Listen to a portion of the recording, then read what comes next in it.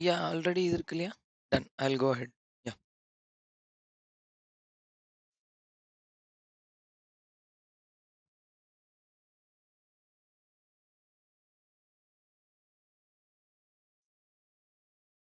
Yeah.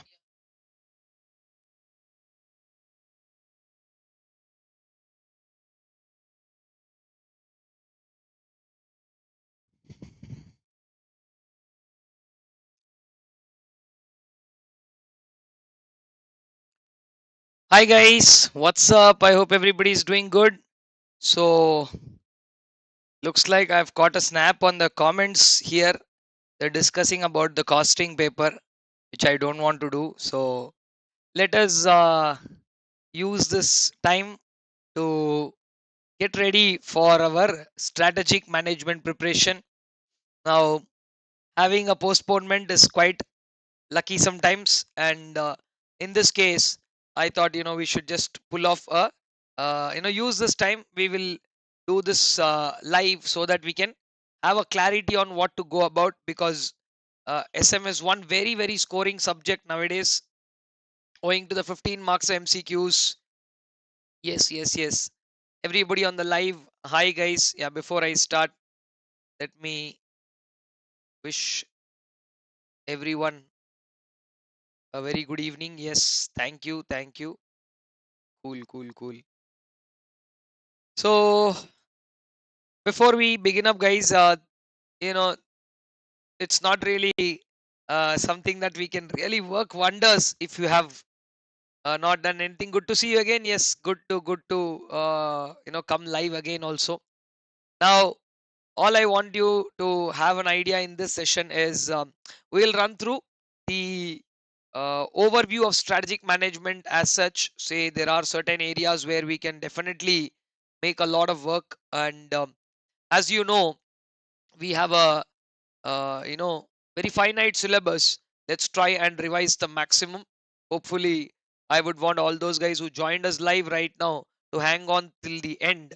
uh, you know so even if there are any technical glitches in between, before we proceed further, only I'm telling, even if there are any technical glitches, we will resume back immediately, just so I hope everything goes well without anything. But even if it is, we will come back on a note very quickly.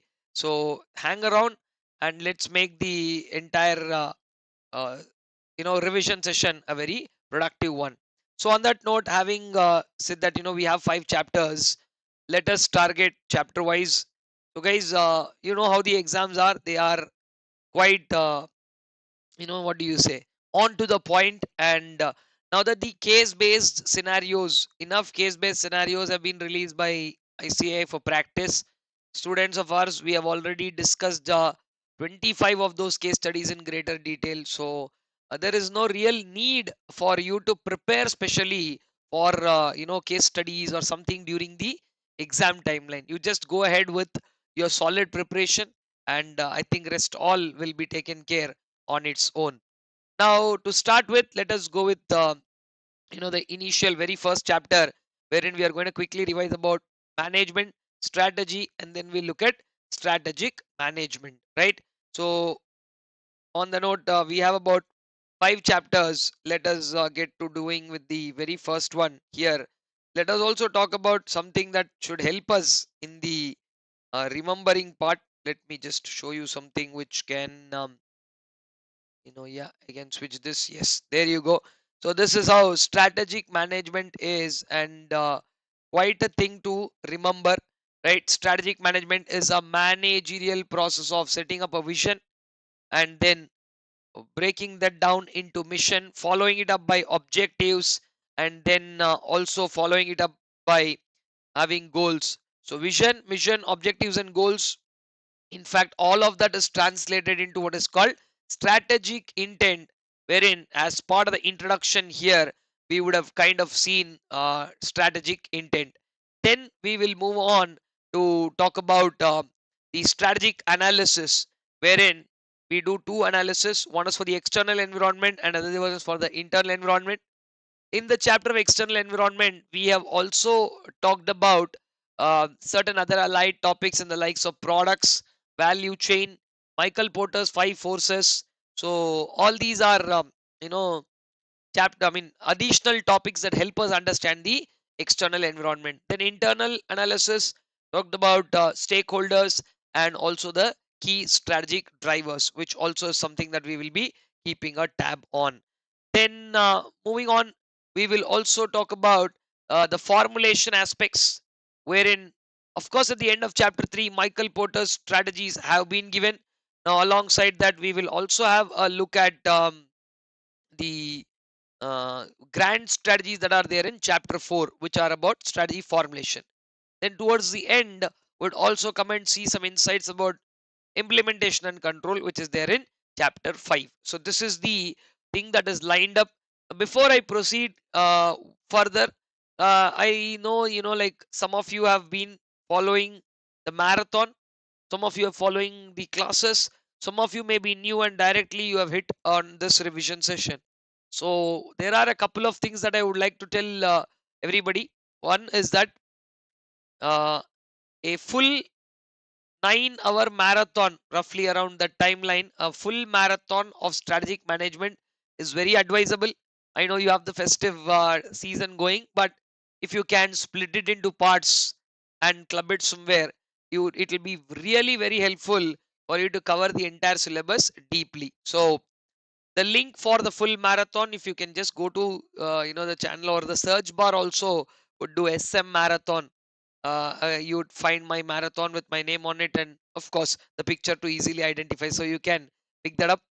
And the other important thing is that if you really want to go one step further, and in the marathon, whatever notes have been handwritten notes of the marathon, which I've seen a lot of people use it for quick revision, that is also there in the link. In the link of that is also there in the description of that video. Okay, so I'll try and see if we can, once this live goes into the video mode, we will later try and add those also in the description below to this particular video if possible. We will try and do that also, so that it's an easy access and you can just go directly click this thing, right? So that's what is the thing to start with. And if you also want to take a glance of the uh, regular class material, the PDF, the knowledge pack that we use, the color material, that is also available on our website. Okay, so somebody says that's pinned here. That's amazing. Very good. So that's it. Then I think we can straight go ahead with our revision, our initial intro. I think many of them, they have also joined. So that initial, the phase is taken care of. So let us straight away move on to talking about what exactly is strategic management. The source of the story to start with will be a couple of definitions here, which is again talking about the uh, management to start with. Okay, let's go with two simple things. Management, of course, like I said, it's not something that I would like to waste time just by writing. So I already told you the sources, they are there. When needed, I can pull things off. Otherwise, management to start with is nothing but two things. Management represents a key group in the organization. Okay, and also management represents a set of interrelated functions. Okay, represents a set of interrelated functions. If you are asked what are those interrelated functions, planning, organizing, staffing, leading or directing, and then controlling, all these come under the set of interrelated functions. Okay, then key group, these are people who make critical decisions, and when these people make decisions, it is not going to impact only one particular area, it is going to impact the entire organization. So management is that set of people who make key decisions. So there are two contexts in which you can use the term management. So if you're saying talk to management, it means you're referring to people. And if we say uh, that there was a good management, they manage the function well, if they're saying something like that, that means they're referring to the interrelated functions part of it. So management has two contexts. And then we will pick up the definition of strategy. Now, if you see what is a strategy, strategy here is a long range blueprint of an organization's desired image. Oh, you follow me? I'm not going to write the entire definition. Like I said, it's there in the book, so you can cross check. One is the long range blueprint definition. The long range blueprint of an organization's desired image, direction, and destination, which also means that you will be going through the long range. Now, then in that case, one has to also understand um, that strategy is also used in another context. William F. Glueck,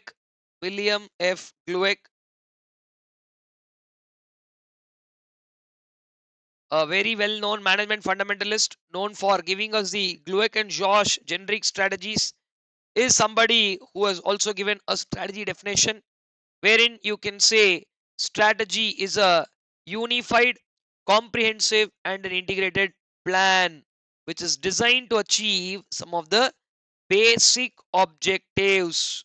Or the basic objectives. And you know what the basic objectives are, right? Survival. My bad. Just there you go. Very sensitive. Survival, stability, growth, efficiency, and of course, profitability.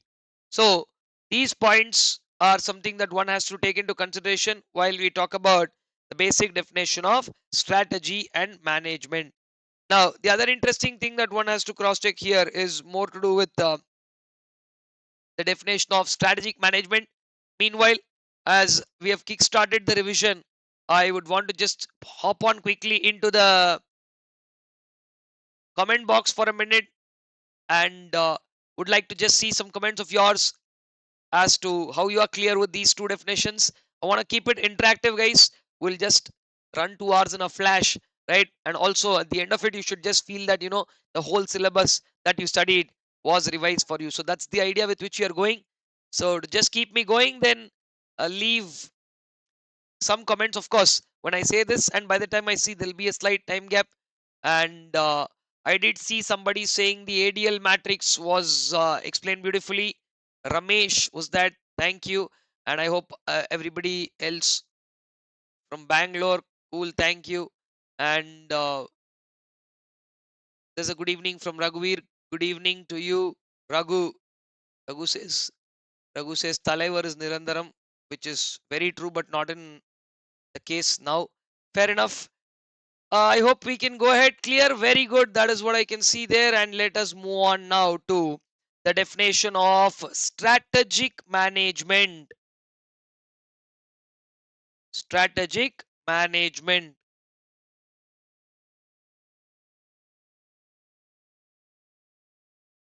So there are 2 points that we have to consider for strategic management. What is strategic management? And then what are the benefits of strategic management and limitations? Strategic management is managerial process. Strategic management is a managerial process. Those who know me, normally, my handwriting is not this bad. So, but I'm going to scribble today because I want to cover, like I said, the maximum, right? Okay, yes. Um, so, strategic management is a managerial process of developing a vision. Developing vision. If you want the neat handwriting PDF also, uh, the somebody has pinned the full marathon, right? Just go to the full marathon. There in the description you will find the the PDF with very neatly written. That should be very good enough for your revision, right? So now this is only for our revision.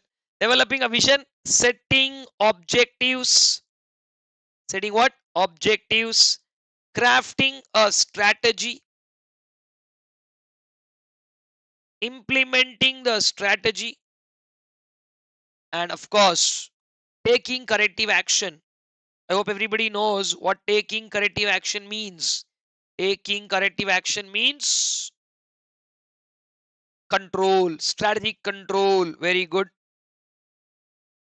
Guys, also I would like to, since now I've measured it, there is a time delay of about 10 seconds between when you comment and when I'm able to see that, because I'm not using the, like the live in portal here. I'm using another screen, so I'll also be able to see the comments with a 7 or 10-second delay. So bear with me.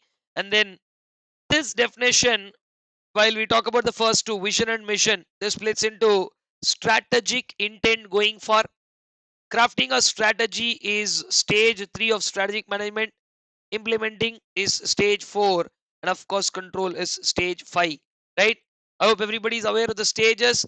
Fred David, right? Fred R David has given a strategic management model which is split across 5 stages. So if strategic intent is stage 1, then the big question is, where did stage 2 vanish? Stage 2 is about strategic analysis. Though it has not been mentioned exclusively in the strategic management definition, I think all of you should be well aware when we say formulation, that is, when we talk about this crafting part, it takes care in itself that you can craft a strategy only after a deep rooted analysis is done. So that is exactly why you have 2 chapters in your syllabus, one on external and one on internal analysis. Having said that, that word doesn't make up, but in Fred David model, okay, now that we have talked about strategic management definition, we will also see the Fred R David model. So Fred David is the person who gave the strategic management model, and according to Fred David, if you see what he has given in Fred David's model, is split the entire strategic management into 5 stages. Stage 1 talking about developing a strategic intent. Developing a strategic intent. Now, in the concept of strategic intent, we have vision, mission, goals, and objectives, and they also have values. I hope everybody again remembers that values is not for any particular level, but values an overarching framework that covers the entire organization. Of course, we will get into the details of stage 1, which is also part of chapter 1. Then moving from here is the stage 2 in strategic management, which talks about strategic analysis. That is exactly where we have 2 chapters.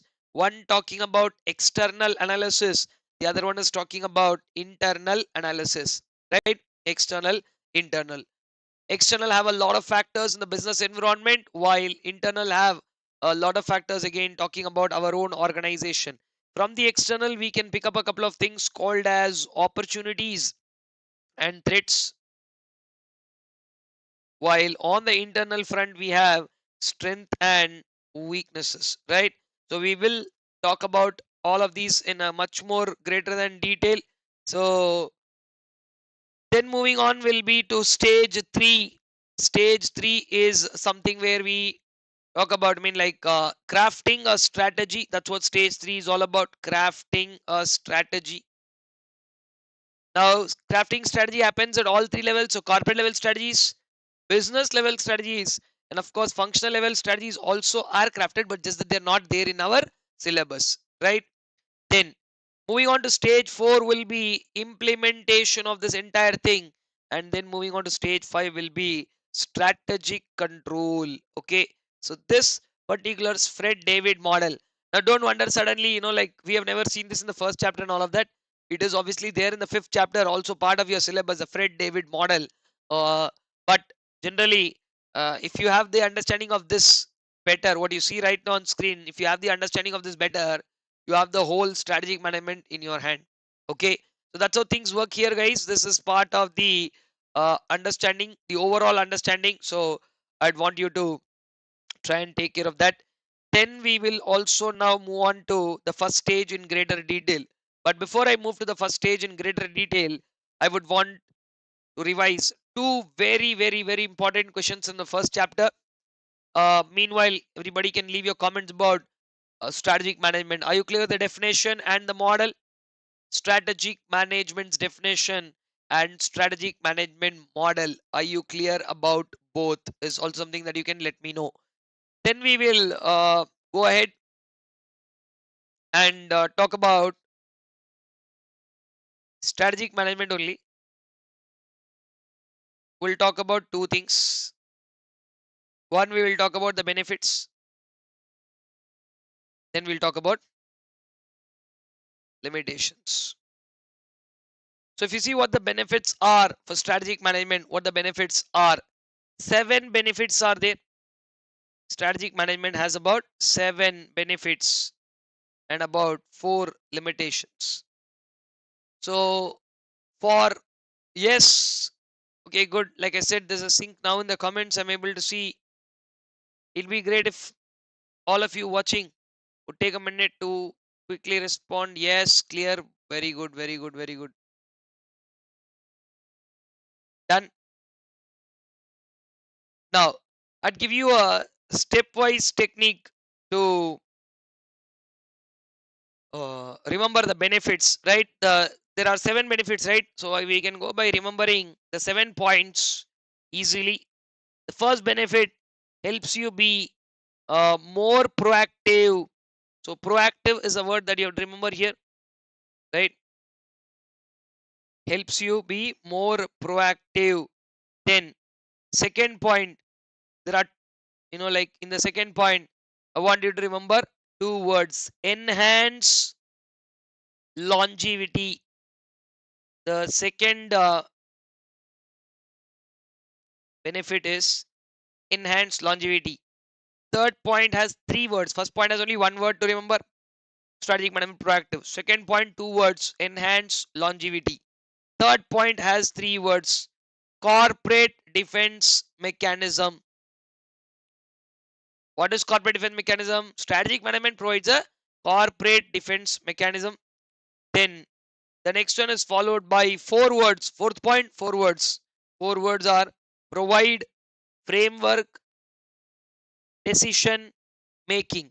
So strategic management provides a framework for decision making. That is the the entire line, but you remember 4 words: provides framework decision making. Fifth point has 5 words to remember. What are those? Core competencies. One word is core, the second word is competency, the third word is and, fourth word is again competitive, fifth word is advantage. 5 words: core competencies and competitive advantage. Strategic management helps you generate core competencies and competitive advantages. Then sixth point has 6 words to remember: helps develop realistic helps develop realistic goals and objectives. 6, right? And seventh one is 7 words: acts as a pathfinder. Acts as a pathfinder for future business. 7 words. Okay, so that's how stepwise you can remember 1 to 7. You can build a sequence, right? Take a minute, go through all of those. These are the benefits. More likely chances are there that this can directly appear in your exam. So better you take a minute to ensure that you get to see this. I will show you in full 1 second after the limitations are also discussed, so that if you want to just take a glance, you can do so. Coming to the limitations of strategic management, guys. Strategic management has 4 limitations. The environment is complex and turbulent. Okay, so no matter what you do, you can't have the direct control on the environment. Environment is still complex and turbulent. Then we are also talking about strategic management being a costly process. It's a costly process. Then it is also about time consuming. Okay, and difficult to estimate. Difficult to estimate competitors' responses. Okay, you know only what you will do. You definitely would not know what your competitor would do. So that is also a very important point that one has to take into consideration. Okay, so guys, that is the point that we have to take into consideration for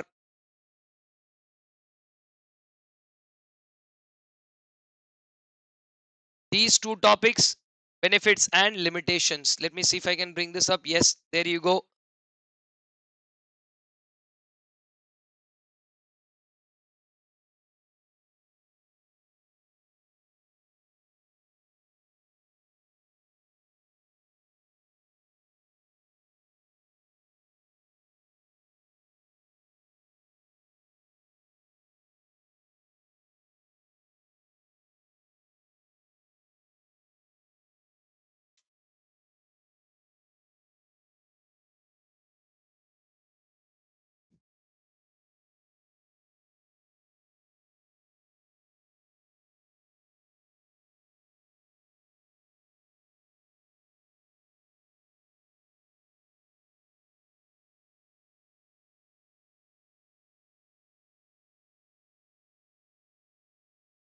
Done, guys. I hope you have gone through that. So things are pretty fine. This is the first part of the strategic management chapter.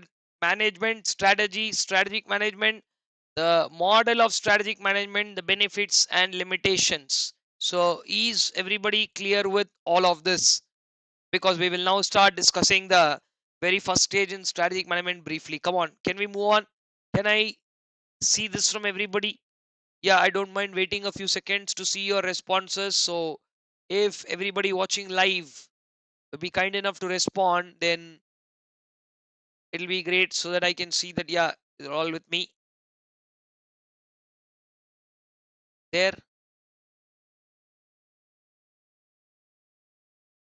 Okay, very good.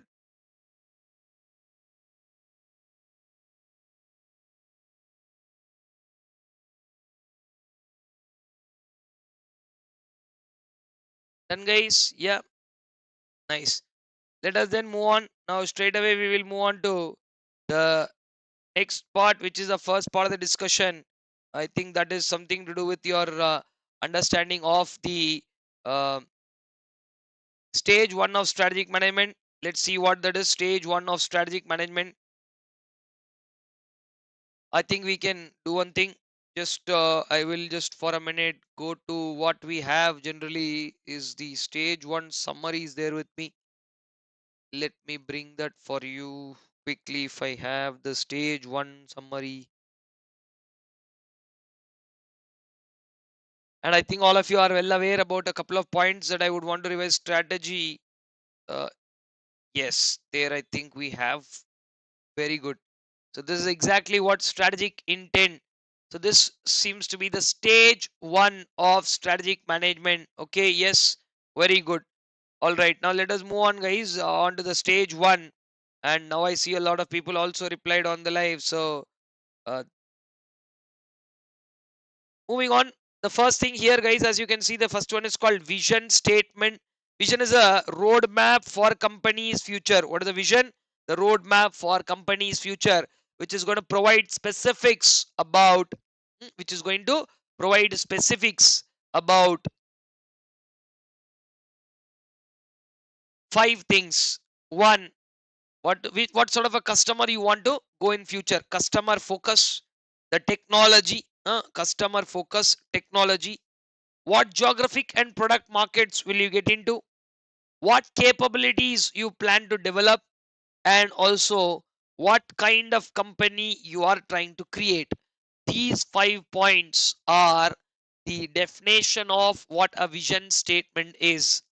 Vision answers a basic question, right? Vision answers a basic question of uh, where are we going, and mission talks about present business scope, which talks about what business are we in right now.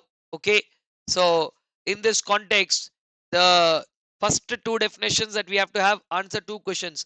If you're talking about your future, where are you going, that will talk about a vision. And if you are talking about where are you now, and that talks about your you know present business scope, which is about doing something with the business that we are in. And what do we do, what business are we doing, how are we dealing with it, that is the second part. Then coming to the third set of words, objectives and goals, which are generally relevant to the functional level. Yeah, of course, you can see and understand this also. Corporate level is where the vision is spoken about. Mission is at business level, and objectives and goals generally are suitable for functional level people. While objectives have a definition called as performance targets, and they are closed ended attributes, goals are future states or outcomes, which are generally open ended attributes. So this is something that you can take into cognizance. uh, and Then comes an overarching framework where I wrote the word omnipresent. If you can see it, what is there in the entire organization is what values. Because whether you are at corporate level or at business level or at functional level, values are important to every level of people. Okay, now what can come in the exam here additionally is these 11 questions from Peter Drucker and Theodore Levitt, which answers the basic question as to why should an organization have a mission. What are the points that an organization should understand to have a mission. That is something that you should not miss, because like I said, it can directly come into the exam. Just to conclude on the proper side, values are nothing but integrity, accountability, diversity, humility, trust, innovation, at all these embedded together. That's what values actually are. So this set of things give you a brief description about all of this. You can take a much better understanding to this. See their vision, mission, objectives, and values. Right? I hope you have gone through that. Let us come back now to the next part of the discussion, guys, wherein we will talk about what are the essentials of making a vision. Essentials for a strategic vision is about very basic 4 points. I just hope that this question comes in your exam. You will find it very simple to answer also, right? One, vision is always something that is crafted after thoroughly thinking into the future of the business, right? You should think creatively about the future. Then a clearly articulated or a well written vision uh, can always create an enthusiasm in people. Exercise of intelligent entrepreneurship, you need to take a little risk, and then the best worded vision will always show the path in which you are going. It will illuminate the path in which you are going. So this question can definitely come in the exam, and if it comes, you should be in a solid position to write this. These are called the essentials. So think creatively, exercise intelligent entrepreneurship, and a well articulated strategic vision should create an enthusiasm, and you should clearly illuminate the direction in which the organization is headed. These are the points that we have to take into consideration. Then going on to the next one is about a mission, which again is another important question. Apart from the 11 questions that Peter Drucker and Theodore Levitt have answered, right? There's a 7 point story on uh, mission serves as the focal point. Mission serves as the focal point. While everybody looks from anywhere, mission should be the thing. Their mission is answering the question as to where are we now. It explains the present business scope and also gives you a direction on how to go about. Similarly, we're also talking about the objectives, but objectives are nothing but performance targets. While objectives need to be measurable, quantitative, related to a time frame, objectives should be defined precisely like this. There are about 10 to 11 characteristics of objectives, and you can just quickly run through the objectives, because that alone can sometimes be a question in the exam, right? If you give me a second, I can even try and bring the table where one side all the objectives are there, and also this is from the knowledge pack that I have to pull. So let me just check if it is straight away available. Okay, just give me a second. Yeah, just that I am on that page. Very good. That brings in here. Yes, you can see this 11 questions also, don't miss, guys. This is pretty much a very important question. So if I have to choose something as a question paper a setter, then this is one question that I would like to ask, because these are not just random questions. These are such interesting, important questions. What is our mission, ultimate purpose? What do we want to become? That is in future. What is will be our vision? What kind of growth do we seek? Do we seek a incremental growth, or do we seek a broader growth? And what human need do we intend to serve? Why do we intend to serve that need, and where would you like to be in the future? What brings you to the particular business? You can figure out all the answers to these 11 questions. I think that in itself is a great example. Okay, so that's, I hope all of you have already gone through those, and that gives you the important behind it. And of course, I want to show you the point which I was talking this. It gives you a unanimity of a purpose. This also straight can turn out to be an exam question as to why should an organization have a mission.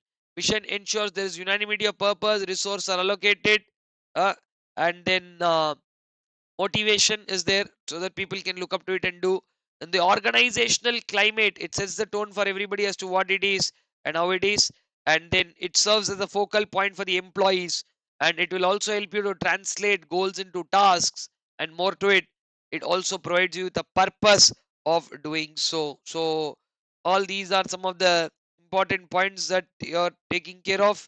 And With that, I guess we have seen whatever I want you to see, and then let me just take you back to that place where you are seeing the picture here. Yes. Moving on, or a quick question on, does an organization need both short-term and long-term objectives? And the answer is a big yes. Yes, we need both short-term and long-term objectives, and there can be a time frame of setting between 2 to 5 years to call it a long-term objective. Anything less than that can be a short-term objectives. Sometimes short-term objectives and long-term objectives will coincide, while sometimes a series of small short-term objectives will help you to achieve a long-term objective. And there is again another question that can peep up in the exam, is something to do with what are the areas in which you can establish long-term objectives. So if you just observe a little carefully, there are 7 areas where we can establish that. This is the set of 7 areas: productivity and profitability, the first ones, then competitive position, employee development, employee relations, technological leadership, and also trying to become a socially responsible person. So I think all of you, those who have heard the class, you can recollect the story here, wherein you are able to see that the current sales of 1 lakh unit, 2 lakh unit, when somebody wants to double the 1 lakh to 2 lakh, it will not obviously vanish, right? So it has to go by slowly year after year and then get to that. Okay. Also, I would like to show you this. This is what I was talking about. Please take a quick look at this when I bring it, and I want you to have a full-fledged take a minute and go through, no issues, but one of these can definitely turn out to be in the question paper. So I would like you to take a minute and check those quickly.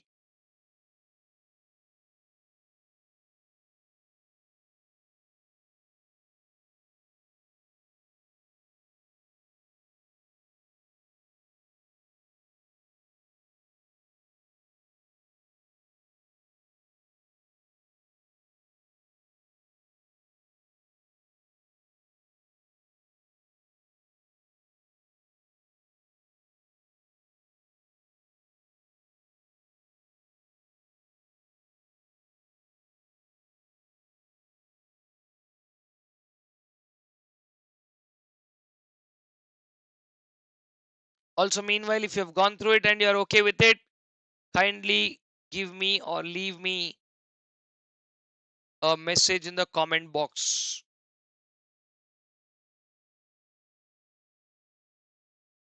which will obviously also help me to understand how things work. Come on, you can do that. We'll then move on to the next leg carefully. Come on.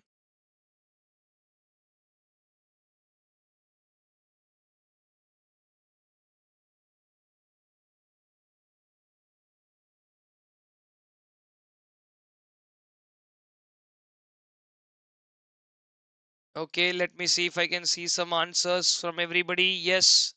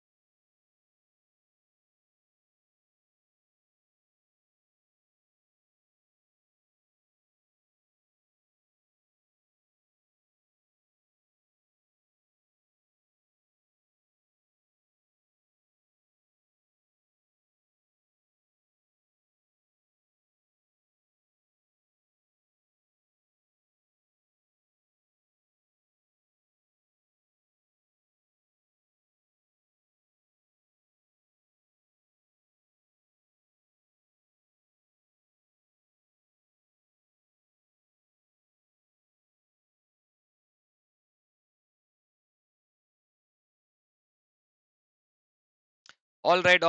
My bad. Just yeah. Just the last couple of minutes. Yes. My bad. It's on mute.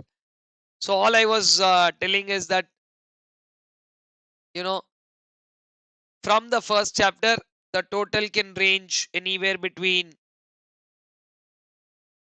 12 to 13 marks. Okay, the audio is back, guys. Yeah. Don't worry on that. The audio is back. So yeah, after the screen switched, all I was telling was that the first chapter could account to anywhere between 12 to 13 marks. That has been the trend.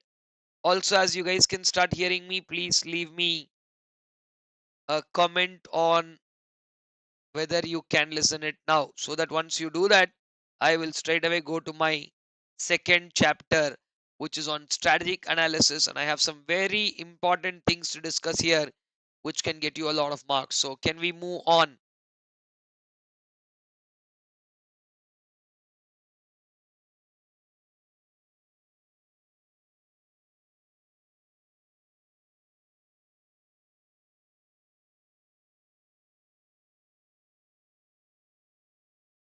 Okay. Yes, cool, thank you. That is something, like I said, when the screen got switched from the previous one to this, sometimes there's an auto mute on this other screen, so that is why. Done. All right, guys, and let us move on to the next part, wherein we're going to talk now about something called as strategic analysis.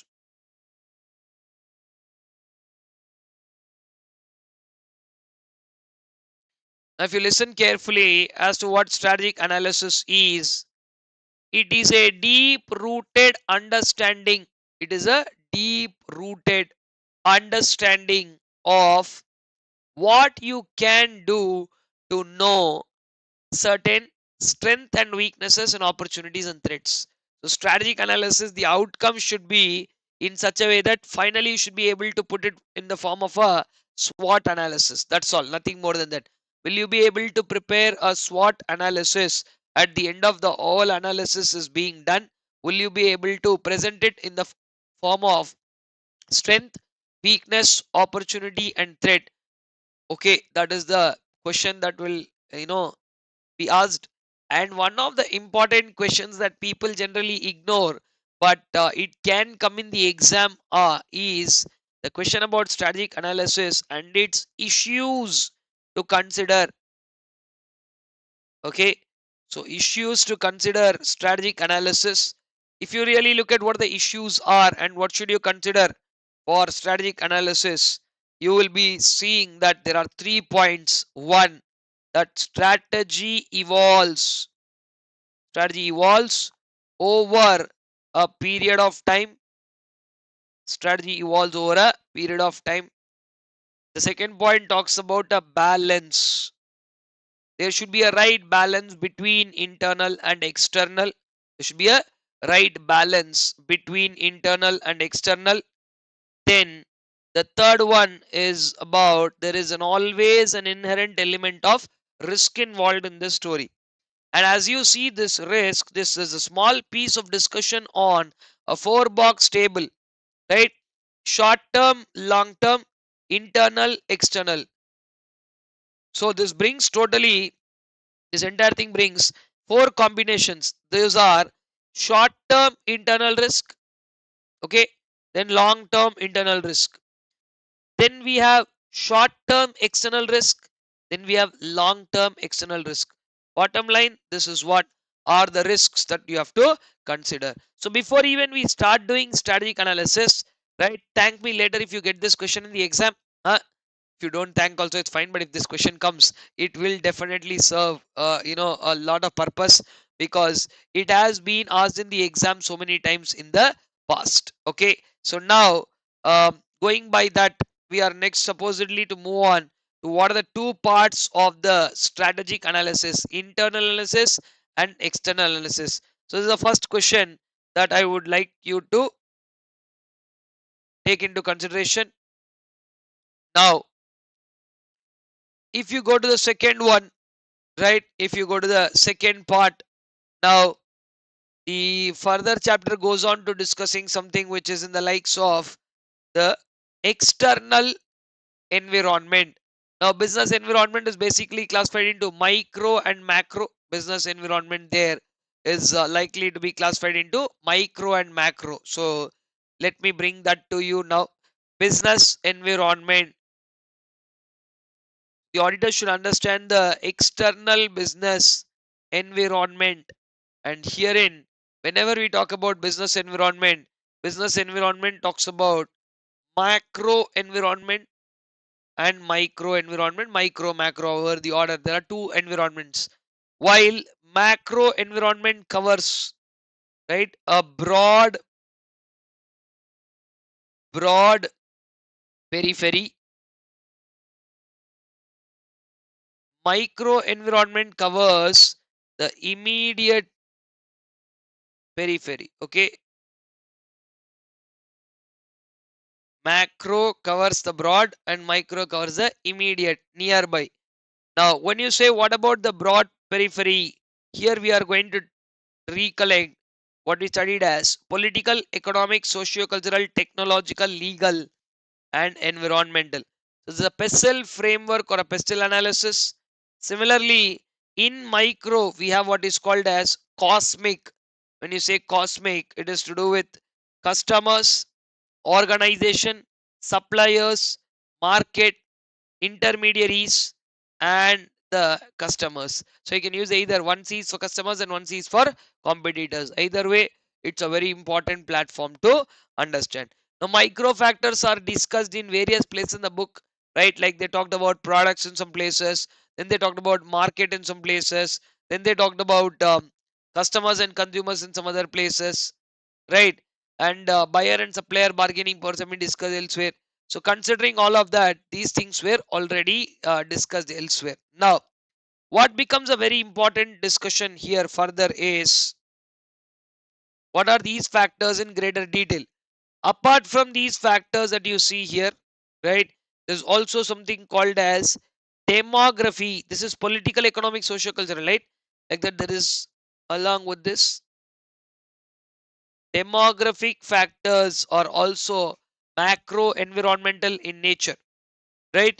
So in demographic, we will have a study of population and its characteristics. So run through the PESTEL analysis, guys, where how will political, economic, socio-cultural, technological, legal, and environmental factors influence a business is there. It's a table which tells you what how each one of these uh, macro, the word goes by broad periphery. In one line, I would like to explain you each one of these. So demographic means it's a study of population and its characteristics. Study of population and characteristics of population. That is only called as demography, where population size, geographical distribution, population size, geographical distribution. You are going to talk about all of those ethnic mix, income levels. When we see all of that, that is only called as the uh, demographic factors. Each business have to strictly focus on demography.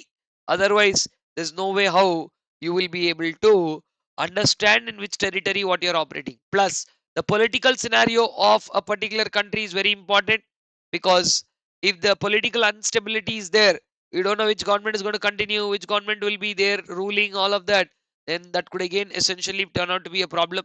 Similarly, we also have another important point to take into consideration called the socio-cultural. While demographic broadly talks about population and its characteristics, demographic broadly talks about population and its characteristics, socio-cultural talks more about the behavioral pattern. Sociocultural talks about what? The behavioral pattern. Understood? Technology, I hope everybody knows that every now and then we get to see a lot of technological changes. Now, if you don't change when technology changes, you will be lagging behind, and competitors will use that as an advantage to go further. So, ideally, you have to go by taking time to make changes along with technology. Businesses would like to operate in those countries where the legal environment of that country is little sound. So sound legal environment is also a very important point to be considered. Then environmental factors, whatever are there, right? Today we are very much talking about aspects of pollution, other aspects, green energy. They all come under other environmental factors which can have a significant impact on the business. So studying the macro periphery gives you a great level of understanding on all of this, guys. Either one of the macro factors or the pestle analysis can make it to your exam. So meanwhile, I'm going to have a quick word with all of you guys. So I want to see you guys respond after this is over, because alongside this, there's also one another interesting explanation that I would like to give you to understand strategic analysis better. But are you clear with all the macro factors? Comment the word macro and give a thumbs up. Come on, you can do that. Comment the word macro and give me a thumbs up. Meanwhile, I will wait for your comment to be appear. Come on.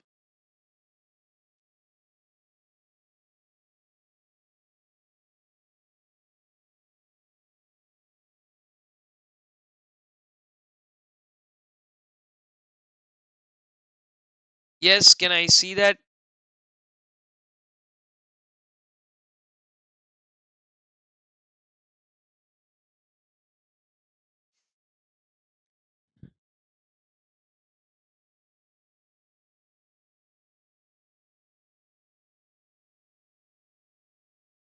Good. Really good, good, good. That I can see the word. So which means you're very much intact there. Very nice. That's really appreciable, guys. So on that note, that yeah, that just shows your involvement. That's all is what I needed. Nothing more. So let us keep it going, guys. Let's move on to the micro part. Like I said, is not discussed much, but I want all of you to concentrate on one kind of an explanation that we generally need, which we can have a better understanding of, is putting the firm in the center. I think many of you already heard me say this in the revisions or in also the class. So yeah, the firm right now is in the center. All right, very good comments are flowing in. I am very glad to see that, because if so many of you are commenting and you're active, it also boosts me to go further. Very good. Now let's come back to the concept here as to see what your business surrounding is. The word firm puts in the center. Now alongside the word firm, there's an immediate firm's internal environment. There's a second circle, which is the firm's internal environment. Then there's another circle that surrounds immediately here, which is called as the immediate periphery of business, where you have industry and competitors, where you have industry and competitors. And then we have the other circle, which I talked about just now. They are called the macro factors. But you know what is the beauty about macro factors? They're two circles, not one, right? Both are macro only, but there are two circles. Okay, the last one there are two circles. That is also macro, but the so the innermost layer is called the firm. Anything that surrounds the firm immediately is called the firm's internal environment. Having said that the firm has an internal environment, we're also talking about macro. The circle is okay, yeah, of course, industry and competition. We studied in Michael Porter's theories. And then there is macro domestic macro factors, and then there are similar factors in macro, but this time it is at a global level. That prompts me to introduce you to the topic of globalization, which will be something whereby we talk about the very serious aspects of the second chapter. We discuss all the macro factors. Now, the same macro factors, they are also applicable even at global level, not just the domestic level, but also at the global level. So, what is global? Global is something where you say going beyond the boundaries of home country. Going beyond the boundaries of home country is what global or globalization means. There's a 3-point explanation to that. Okay. And if you see what is the 3-point explanation there, global or globalization talks about entities which respond to a common strategy, entities which have a common strategy, entities that have common pool of resources, and entities that are commonly owned. So three things you have in common. A global entity, when you see the word common, is common across 3 points: common strategy, two is common pool of resources, and common ownership. So if these three things are common, right? That's all. If these three things are common, these three things would put up to what do you call as globalization. But what is very interesting and important is something, let me put back and let me try and bring that for you, because I definitely want you to go through those points. So from the previous set of points where we already listed them down, let me see if I can get you a quick list of. Yes, we have, and I am having them on screen. There you go. See that? So I think globalization's entire summary is there on screen. What is globalization? We have already talked about the three characteristics. I already told you right now. But my guess, not a guess, you see, my expectation always has been high on this sort of a question, which is reasons for going global. You thank me if that comes, right? Like I said, we are trying to revise at least half of our syllabus, or more than that, trying to at least cut through to 25 to 30 marks. That was the agenda of doing this live. So already I'm banking on couple of questions. First chapter, I think I covered almost everything. Now let's talk about this reasons for going global, right? We want to split them into three. There are three aspects, right? There are three aspects that are main reason for going global. What is that? One, you can't continue to be there in domestic market anymore. They're not adequate. Maybe that's why you're going for global. Rapid shrinking of time and distance, right? Today we have faster communication, speedier everything, so therefore rapid shrinking in distance and time. And if you see further, you also have a need to grow. How long will you be stagnant? You would obviously want to grow, right? So if there's a need to grow, if there's rapid shrinking of distance and time, and if domestic markets are not anymore adequate, these three are solid reasons as to why you can go global. That's set of first 3 points. Then there are also three opportunities as to something that can decide you to go global. You know what those three opportunities are? One, you can pick up a cheaper source of raw material. You can pick up what? A cheaper source of raw material. And when you know that you can pick up a cheaper source of raw material, why are you sitting here and doing something? Why can't you obviously go to the respective place? Okay, so that is also one point to take into consideration. Then we are also talking about lower transportation cost. These 2 points are damn simple and easy. Which one? Cheaper source of raw material, so you're going close to the raw material, right? And then lower transportation cost. Okay, that is also taken care of. And obviously you are not anymore limited to domestic market. You can open up to foreign market. Three opportunities: that you get cheaper source of raw material, your transportation costs are going to come down, and opens up a whole new foreign market for you. Plus the last three ones are legal reasons as to why you can go. Not completely legal, but yeah, definitely you can consider that. One of the big reasons why entities are going global is because the collapse of all trade barriers. I don't think that's a great time to tell this, because all those trade barriers are coming back in the name of tariffs. Okay, maybe today, that is in today's reality, this point might not sound, because we only heard of good things like liberalization. Many countries say, please come to our country. But today's geopolitics situations are quite different.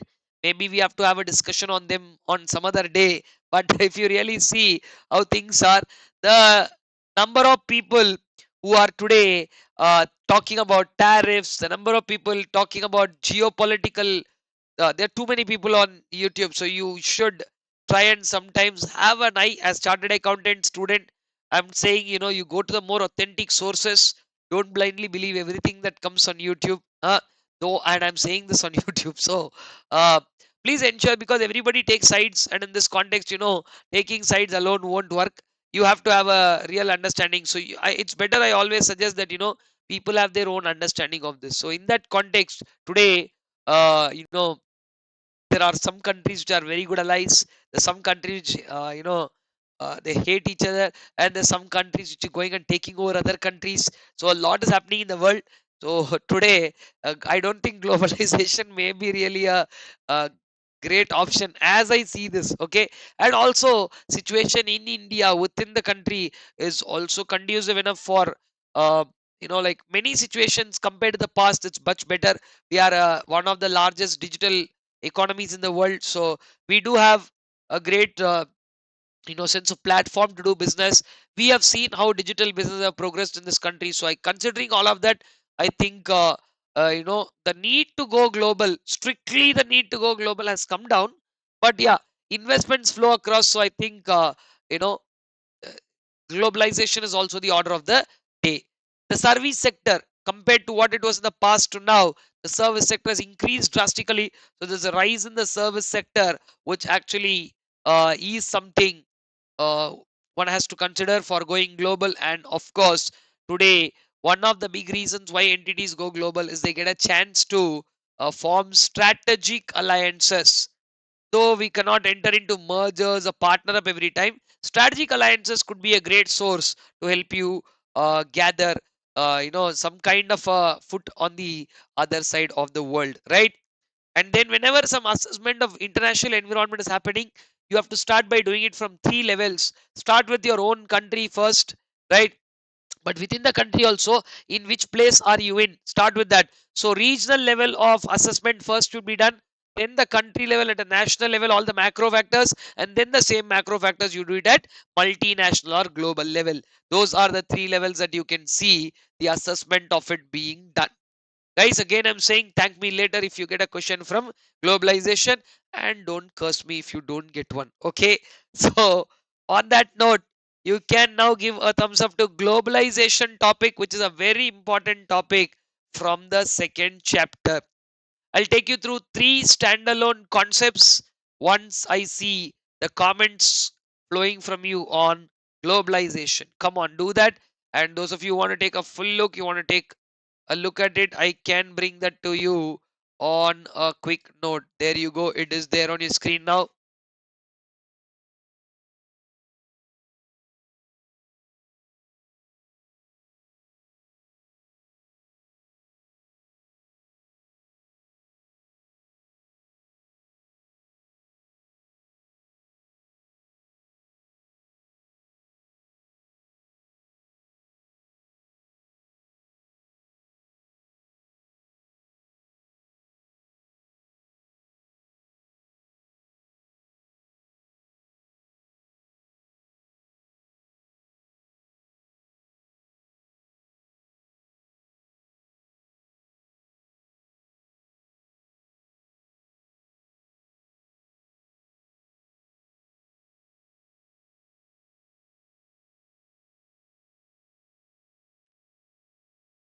All right, guys. I hope you have gone through the globalization part. Let us now move on to the next part, wherein we will be talking about two quick things. Product. What three things make up to the product? This concept on product is a 3, 4, 5, right? This concept on the products, this is a 3, 4, 5. So what are you calling this as 3, 4, 5? Three things make up to a product. There are four stages in a product's life cycle and five characteristics. Previously in the exam, they also asked us five characteristics. So if you are really keen, you would probably be able to find that also. Let us see what those are as the story goes by here. So three things that make up the product are goods, services, and the experience. Goods, services, and experience. Goods and services normally are considered as products, but even today, experiences are sold as a product. People pay for the experience, and every product goes through four stages in the life cycle. If you can see there, that is what you see: introduction, growth, maturity, and decline. There are the four successive stages, one after the other. And then we have about five characteristics of every product. Now, when you see or talk about products, products are very interesting because they either can be tangible or intangible. Each product can have a price. Each product can have a price. Products also have to deliver some satisfaction. Otherwise, They won't be recognized by the people. And then people, when I say customers, I mean to say, and then each product should be important or core. Product should be pivotal for the business. Product should be pivotal, means important or core for the business. And most important thing about product is point number 5, every product has a useful life. It comes with a expiry date. So going by this, I think you can see the entire content right now on screen. 3 4 5, this is what I meant, right? When I say 3 4 5, three things that make up to a product, 4 stages in the life cycle, and 5 characteristics of a product, right? So guys, that goes without saying, which is one of the easiest things to understand. Yeah.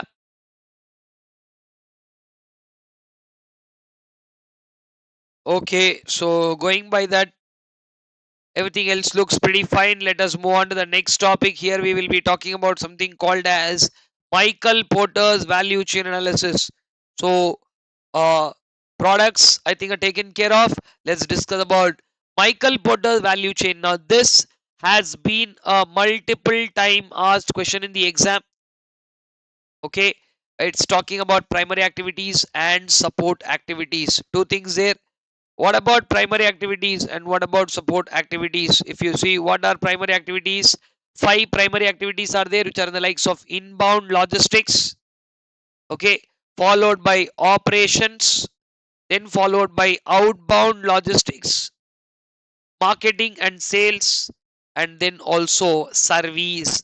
These are the 5 important aspects. Okay, so inbound logistics, which means procuring the raw material in, storing also. So in logistics is not merely just about only moving goods in or out. Logistics is movement of goods, but when you say inbound, it's also receiving, storing, warehousing, everything about the raw material, followed by operations. When you say operations, operations is about converting the raw material into finished goods, while outbound logistics is about packing, machining, keeping it ready for the delivery. Again, warehousing activity, ready to move out. And then you do marketing, which means creating awareness about a product, sales, which is the ultimate selling process. You should not forget your customers after you sell.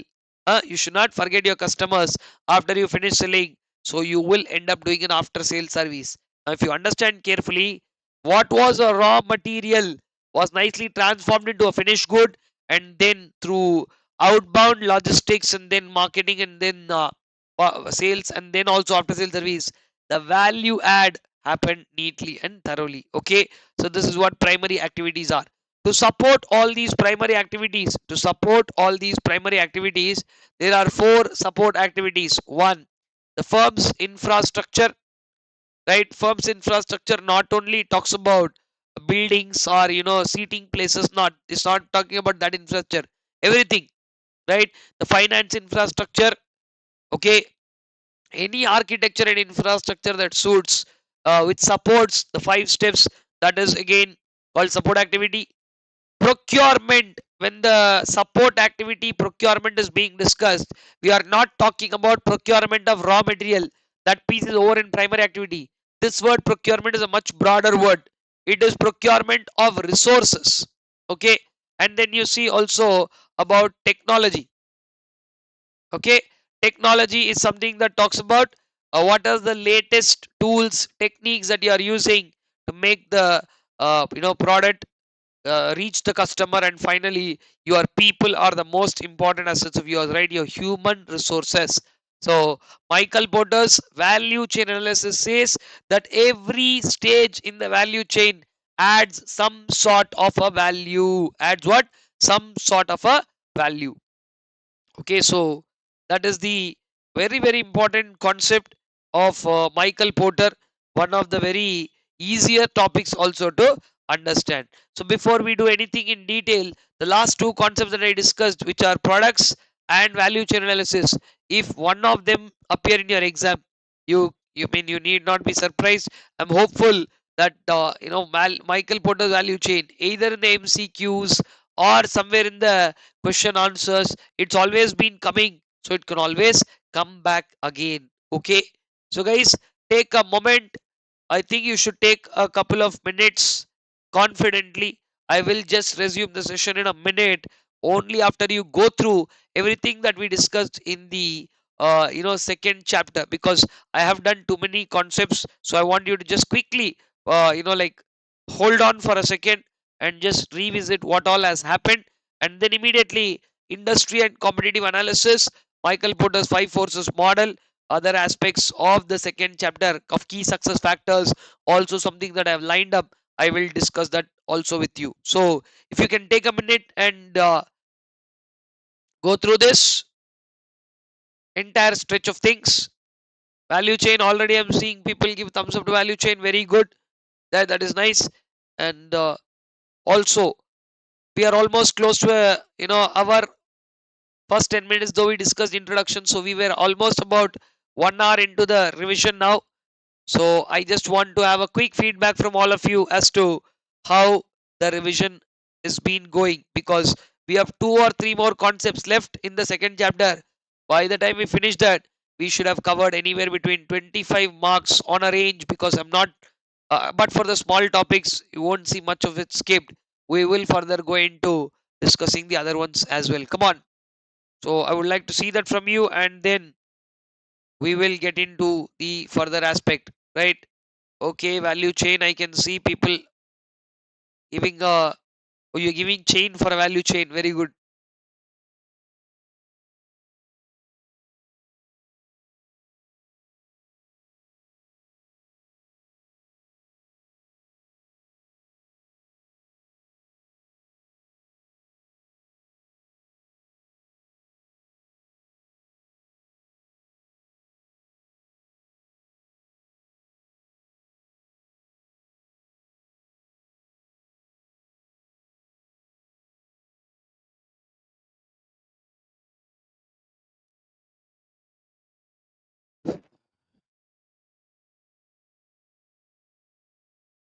Also, guys, again, I know I've been into an hour. Yeah, there's a quick apologies, because there's some kind of uh, you know air in the mic. It's not got anything to do. It is me with my nose completely blocked. So that is why the air. Other than that, there's nothing. There's so uh, you should kindly excuse me on that, because like I said, as I'm talking, I also am keeping the mic closer, because my nose is fully blocked. So let us move on to the next topic, guys, wherein we are going to talk about a very, very interesting topic called the five forces model. Right? Much of it has been precisely presented here. You can see five forces model always have talked about two things: buyers bargaining power and suppliers bargaining power. As a very important point, I would like to highlight the fact that buyer and supplier both are not forces. Buyer and supplier both are not forces. The buyer and supplier are individuals, but buyers and suppliers bargaining powers are there. No, they are the forces. So basically it's like this: force is invisible, buyer and supplier are very much visible. So I have seen many people end up writing wrong things in the exam. Okay, they write side heading as buyer. No, when a five force question is asked, don't write the side heading as buyer, write it as buyer's bargaining power, because buyer's bargaining power is what determines the story. It is not the buyer. So now, which buyers will have bargaining power? Some buyers have better bargaining power. Who are those some buyers who have better bargaining power? Right, the one with full knowledge. When buyers are fully aware, I told you how our moms do shopping. Right, shop fellow will say 800, they will bargain that for 80, and shop fellow will be like, hello, what are you even saying? Best part, 2 minutes later, the deal will be closed for 100. He quoted 800 rupees. She asked for 80 rupees. Very funny. But, you know, like I said, the real deal is there. The deal got sealed at 100 rupees because she quoted a price which she didn't think is exorbitant, because she really knows what is the true value of that particular product. She knew the product was 100 rupees, so she quoted 80, wherein the shop fellow like threatened, and then they say no, no, no, let's seal it at 100. You know why this is? Because the buyer, in this case our mothers, they have full knowledge of the product that they're talking about. So if a buyer is fully aware of the product's attributes, he can bargain better.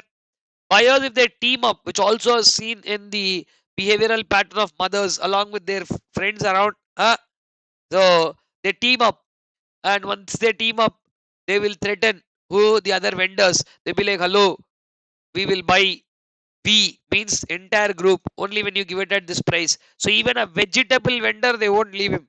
The vegetable vendor also will succumb to that, because he'll be like, hello, you want to finish your entire vehicle? Okay, you can finish your entire vehicle in our apartment, but you have to give for the price that we ask. So they'll form a group or cartels, and they can threaten the seller. Or when somebody like a D-Mart is buying, the bulk buyers, they are talking about quantities which are in you know 7 figures or 8 figures. That is the quantity that you're talking about, and so huge. So bulk buyers also get a better bargaining power. On the other front, we're talking about suppliers who have a better bargaining power, or those suppliers with special offerings, right? And then again, the same strategy that buyers followed, sellers also can follow, which are in the likes of forming groups or cartels. And then if the supplier, if the supplier is fully aware, supplier is fully aware that the product is crucial to the buyer. So if you go and do drama with the supplier, Ray, I'm leaving your shop if you're not giving at this price, and supplier knows it is crucial to, he will tell, okay, bye, go. Understood? He won't. 99% of the times you think, as a buyer, I have very good bargaining power. When I take one step out from the shop, they will call me. Ray, sir, sir, sir, please come back. But when those suppliers are there, they won't call you back. They'll let go of, because they know that wherever you go in the market, nobody's there with their offering. So sometimes you go and do the drama there. I am going, I am really going, and all. They'll be like, okay, go, don't care, because as supplier they command a higher bargaining power, right? So I hope those of you who heard the regular class and the revision, you were able to recollect these two examples, right? The mother's example and the strong supplier example, right? So buyers and suppliers bargaining power. Then there are 3 points which are extremely important in the form of competition: rivals, substitutes, and new entrants. Rivals, substitutes, and new entrants. All these three are different sources of competition. While rivals are a direct source of competition, substitutes are a latent source of competition. We're not calling it indirect, but it is a latent, something that comes not directly. And then new entrants can turn out to be a heavy source of competition. New entrants can turn out to be a heavy source of competition. And this question that you see right now on your screen, on to the extreme right of your screen, if you see the 2 points that are written, this one, to avoid new entrants, what are the 7 barriers? And below that, in a cutthroat competition, what are the 6 reasons for cutthroat competition? Both these questions have appeared multiple times in the exam. So let us take forward as to what that is. To avoid new entrants to come in, what is the best that we can do? If you see that, we can place in huge capital requirement. When the industry is requiring huge capital, new entrants don't want to come into those industries because they don't want to put, right, the money. Two, if existing players are operating at economies of scale, that means their per unit cost of production is much lower than yours. So you going in will not help you in any way, because you can never be able to produce at the price what they are producing. Similarly, if existing players have differentiated products, or if there's a product differentiation in that, then also you cannot be able to beat their differentiation as a new entrant. Then talk about brand identity. If existing players have sufficient brand identity, they're very strong in their brand presence, then also you will not be able to, what do you say, beat that. Then one of the very important reasons why new entrants uh, are discouraged is because whenever somebody has to buy a new entrance product, they have to stop using the existing product. They have to stop using the existing product and then buy the new product. So from existing product to new product, when you are moving, I mean, like, it puts you on a specific cost. That cost is called as switching cost. Okay, so if the switching costs are high, new entrants don't generally prefer to enter because people will not incur that much fixed cost and come also. Okay, so that is also one of the reasons. Then moving on, guys, access to distribution channels. If an entity has access to distribution channels, right, everywhere you have access to distribution channel, then the story is quite different. Okay, that the more you have access to distribution channel, the greater the control that the entity can do. And like you see HUL, Patanjali, Dabur, all these guys, they have so much access. Nestle, Coke and Pepsi. uh, there are villages where water is not available, Coke and Pepsi are available there also. There are places where food is not available properly, Maggie is available there also. So Britannia, they supply bread to such a big country, right? Talk about Amul milk. So these are guys who have access to distribution channel. You go online, they're available. You go offline, they're available. In offline, again, wholesale, retail, through distributors, every possible distribution channel, if they have captured and get, new entrant generally will not come and fight with them, because wherever the new entrant comes, these guys are there, and that's not a very conducive thing for a new entrant to do. And sometimes, right, if you remember the story that I told you about how dogs in a street react when a new dog comes, all the dogs will team up and shout at that new dog until that new dog goes away from that street. This is called a behavior, aggressive retaliation. Dogs will retaliate or fight back, saying already existing members enough, a number of people are there in that street. So just because a new dog came, people won't become convenient.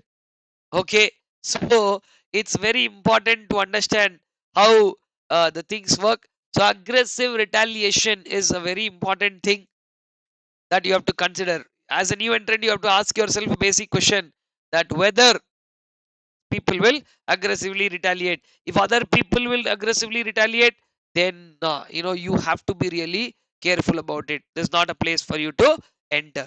Okay, and the last question that I want to, substitutes, you know that there are latent source of competition.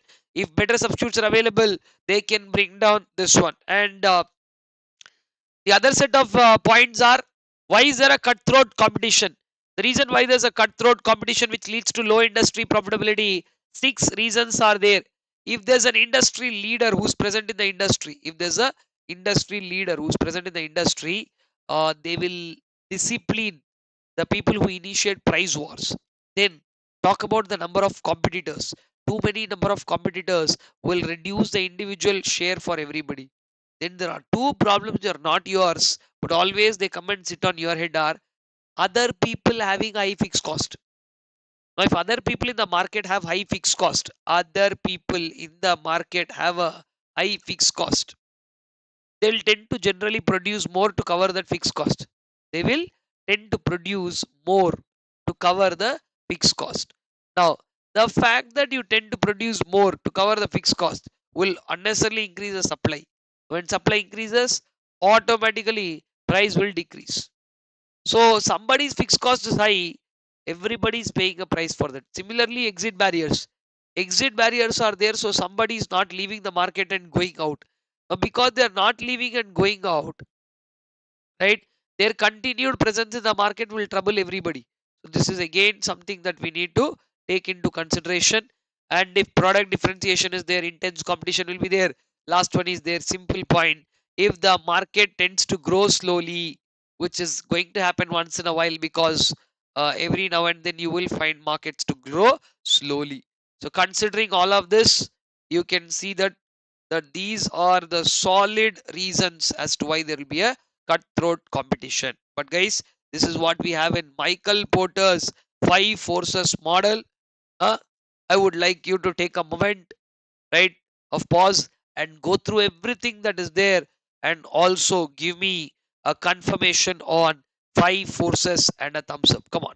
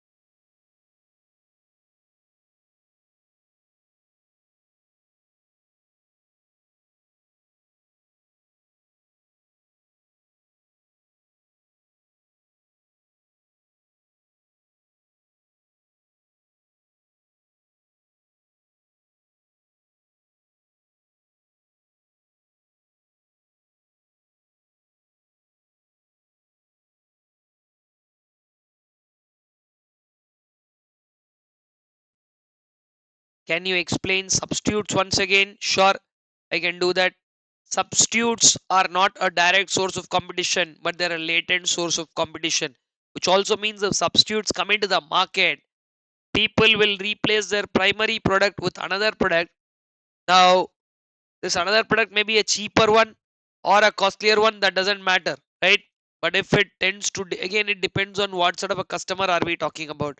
So, but if they tend to replace a cheaper substitute if available, then the rivalry can become very, very intensive. So as long as there are no substitutes or very less substitutes for your product, you find your space. Substitutes are definitely a force that can influence you. That is the point. How much will they influence will depend on your product's capability. If your product is really good, nobody even tends to try and do anything with, even if the other substitutes are there, you really don't care about them.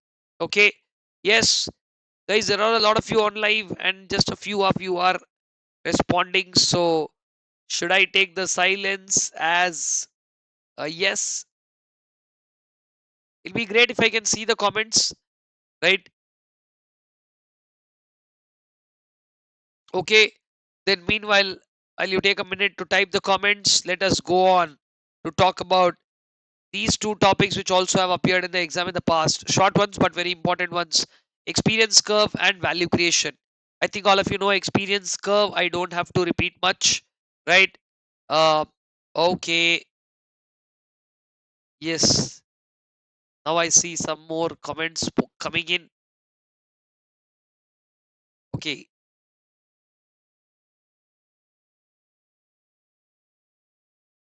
good.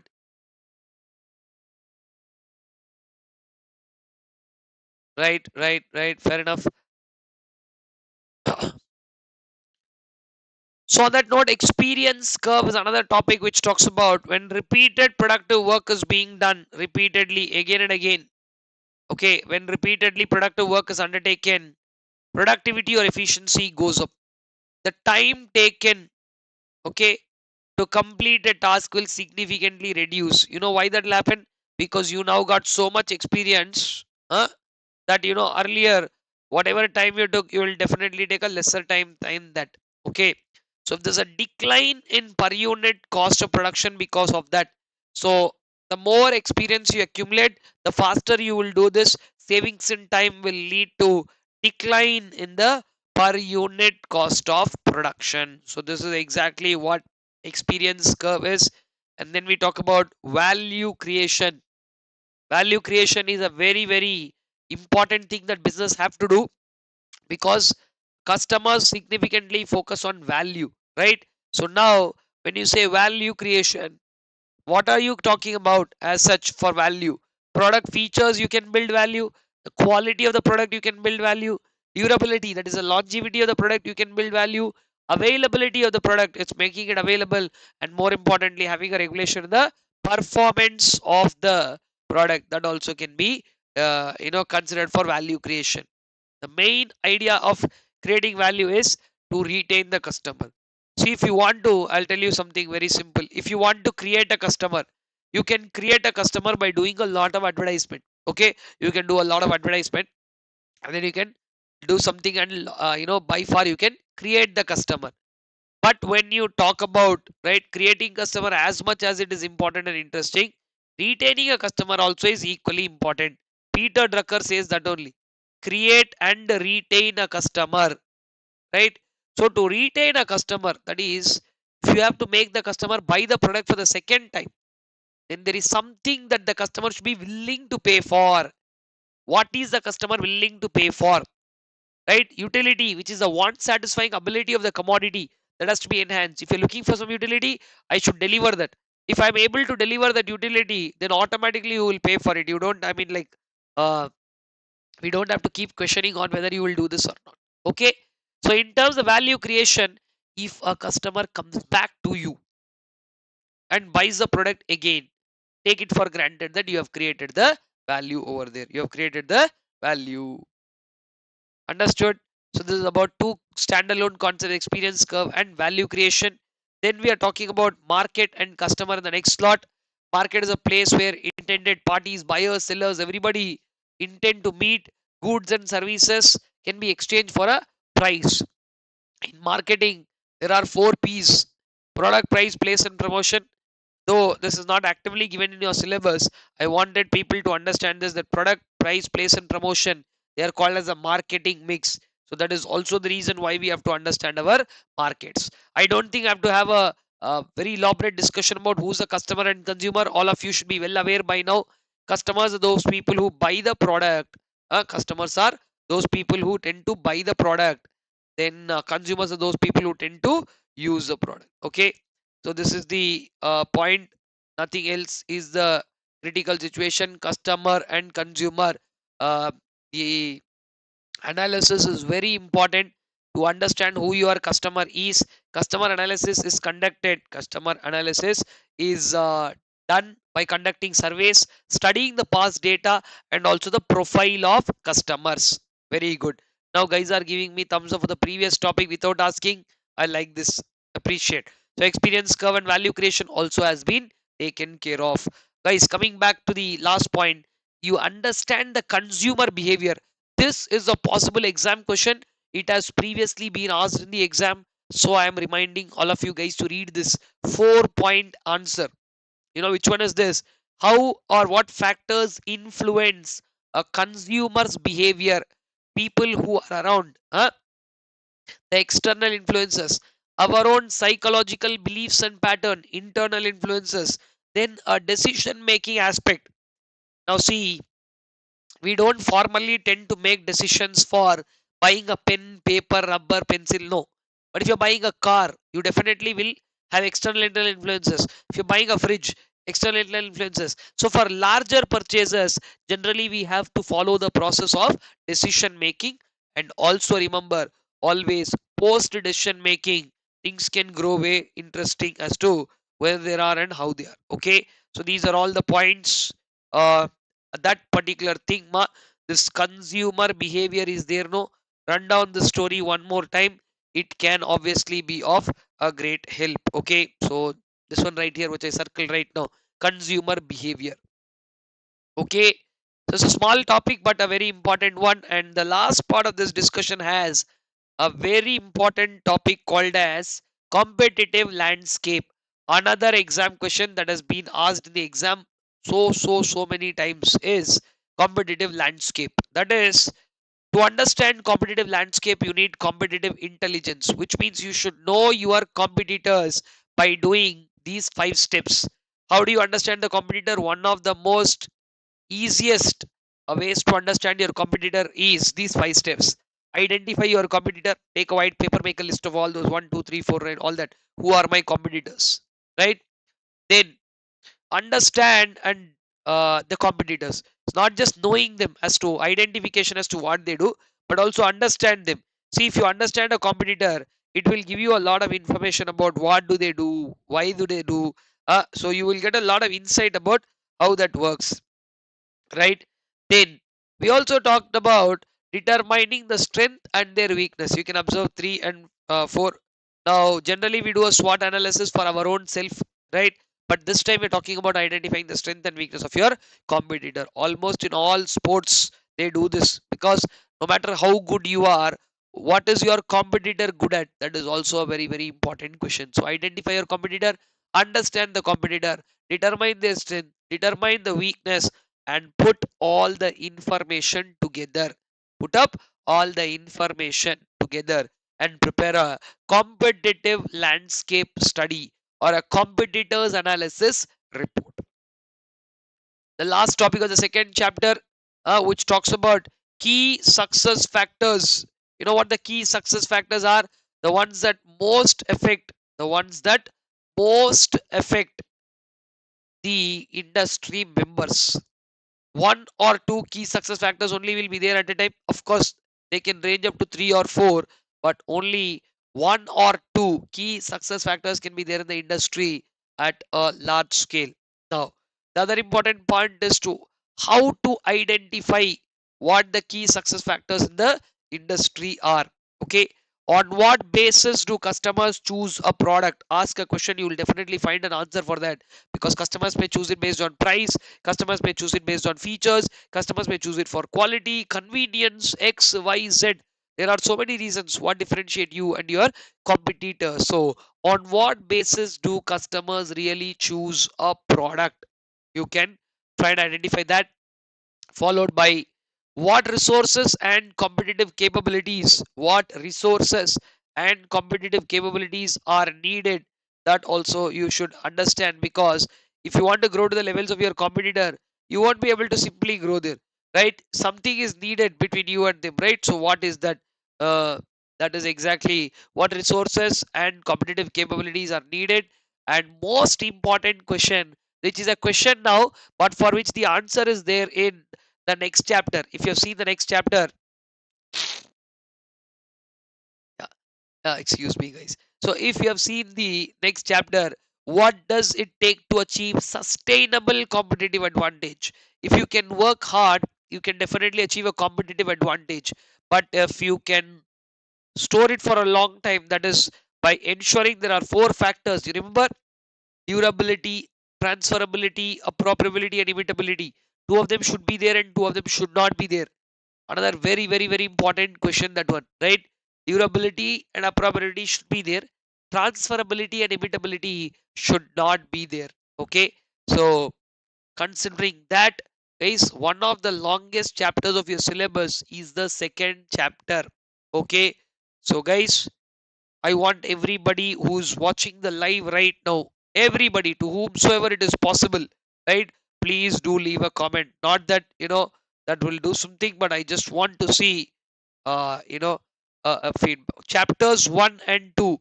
Like if you've seen, I've made a video earlier on the weightage, right? If you see, every chapter, because a paper is stretching somewhere around 60 marks, every paper is equally distributed across 5 chapters. So 12 to 14 is the range for every chapter, while second chapter generally hits the upper side. It can even go up to 14 or 15 depending on one or two MCQs coming up. So guys, as a closure to chapters 1 and 2, like if literally you have to go by the number of marks, you've almost reached half the syllabus. That is the first chapter ranging between 12 to 13 marks, and the second chapter again counting for 13 to 15 marks, but I'm taking the count on both lower sides. We have, somewhere chapters 1 and 2 total up to about 23 to 25 marks, and we have taken care of it. Now don't worry, I will do a little more. It might be too much for me to rush things on you, so I also have an understanding on that. Plus you can see a little of my condition is, I don't know. I didn't have this till evening, okay? I was absolutely fine till the evening. So it's also right now very cold in Hyderabad. So that also might be a very, very cold sometimes. And I don't know where this blog nose has caught up from. And I was very excited that I'm doing a live from YouTube after a long time. So I'm not really sure. Okay, maybe this is also a blessing. So let's go on that note. Maybe, like I said, many times that happens. And once I'm done with the class, and I hope I get back to normal. So yeah, shall we move on to the third chapter? Can I see everybody? Come on, there are hardly 3 or 4 people who have responded. Chapters 1 and 2, guys, come on. Yes, right, on the day of the exam, when you see and questions and recollect, know that we have revised this, maybe that's when you will be more excited. For now, really I don't want to get into the discussion of what happened in today's exam. So uh, I don't want to do that. And this thing, so shall we take a moment of pause and move on to the third chapter? Okay, just a minute, as I want to see more people respond. Now there are many people responding. Can you please keep it going, so that in a minute I will be back to continue with some aspects of the third chapter? Come on.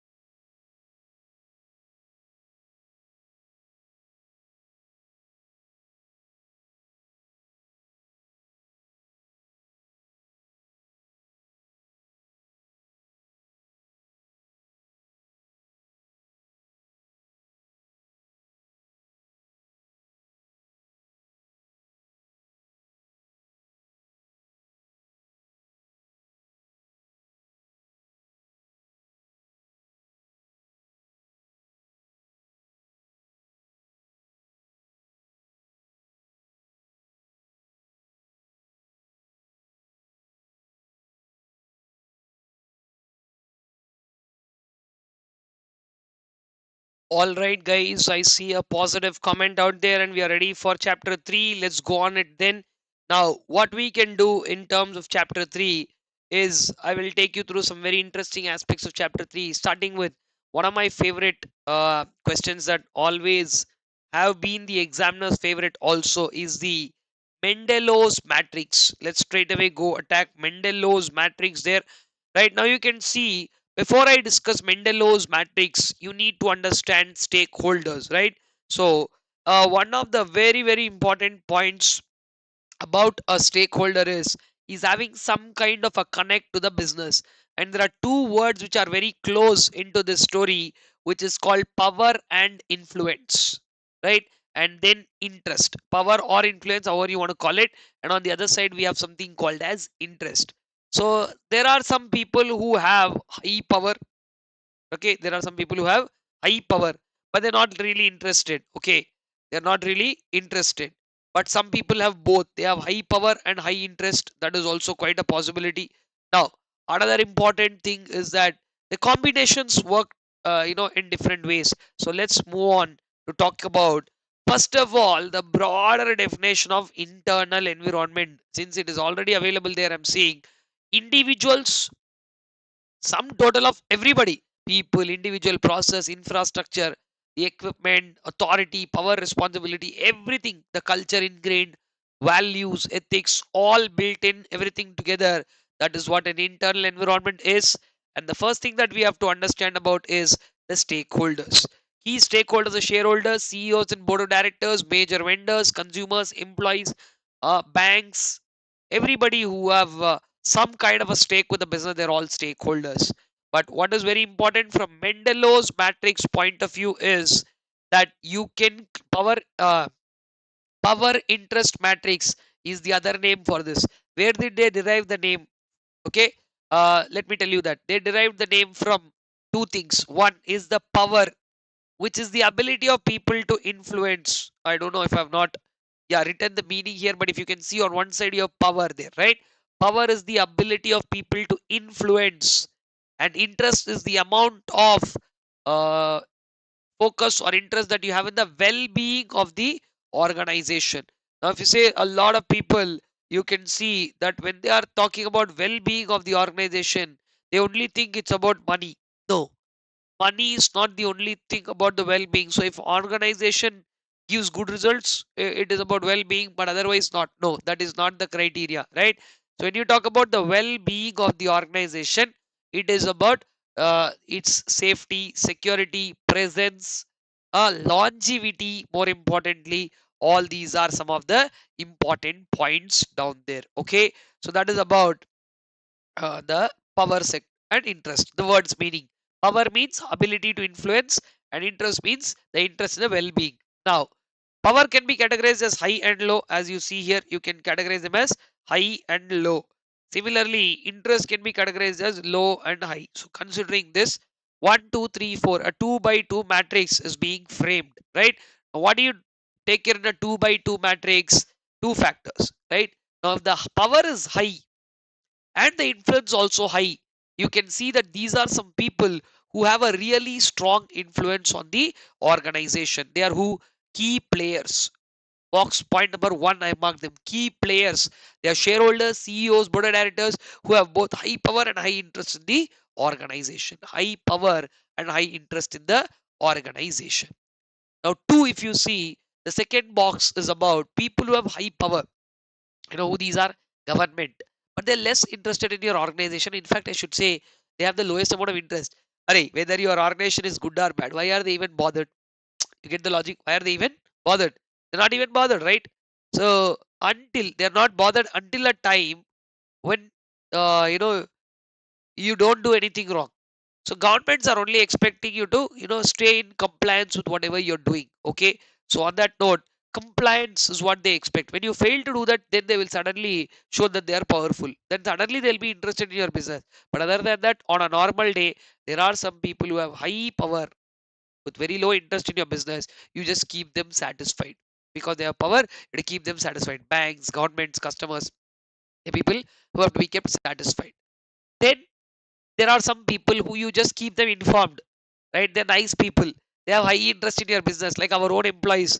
Sir, our business should be good. Then only my life will be good. Our nation will be good. Then they will pay for me. Like that, they basically are somebody who bother about the well-being. So if you keep them informed, they are very happy. Some employers, vendors, suppliers. If you inform them, it is enough. Then there's one category who don't influence you daily. Neither they have the power nor the interest. Low priority group. They are the media houses, news, business magazines, and all of those people.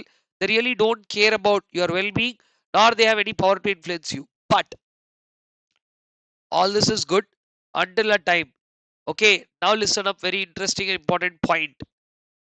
There is in this matrix. I hope everybody understood the matrix. That's not very difficult to understand. It's a quite a simple topic. But you know what is very interesting in the story?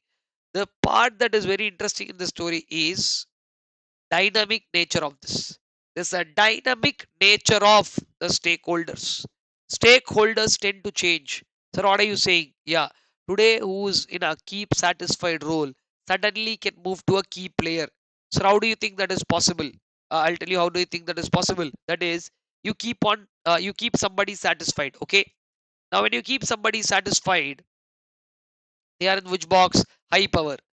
Now, for example, entities stop paying GST. Obviously, till that time the entity was paying GST. Entity was GST was department was not interested in your well-being, or they were not interested in you at all.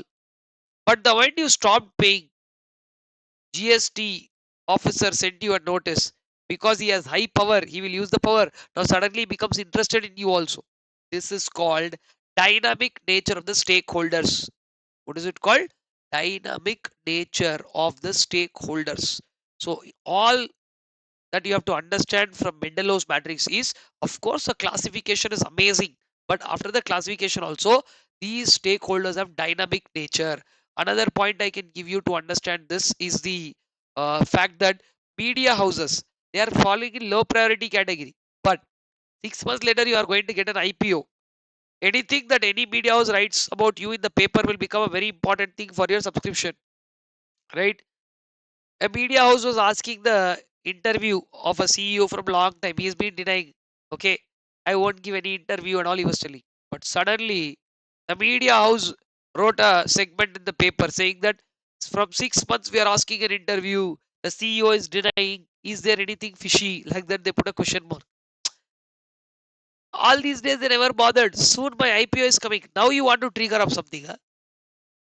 And that doesn't go well, right?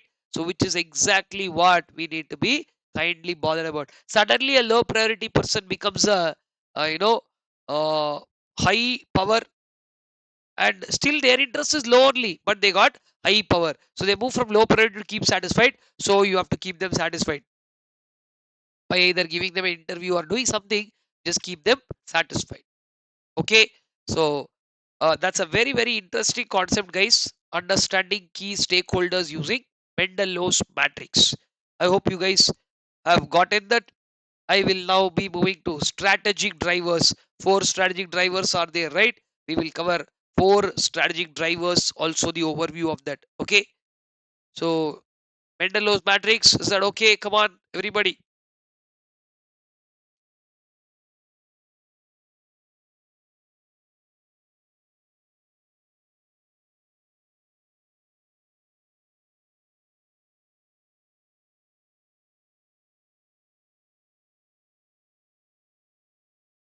All right, I hope you have seen the full-fledged flow of that.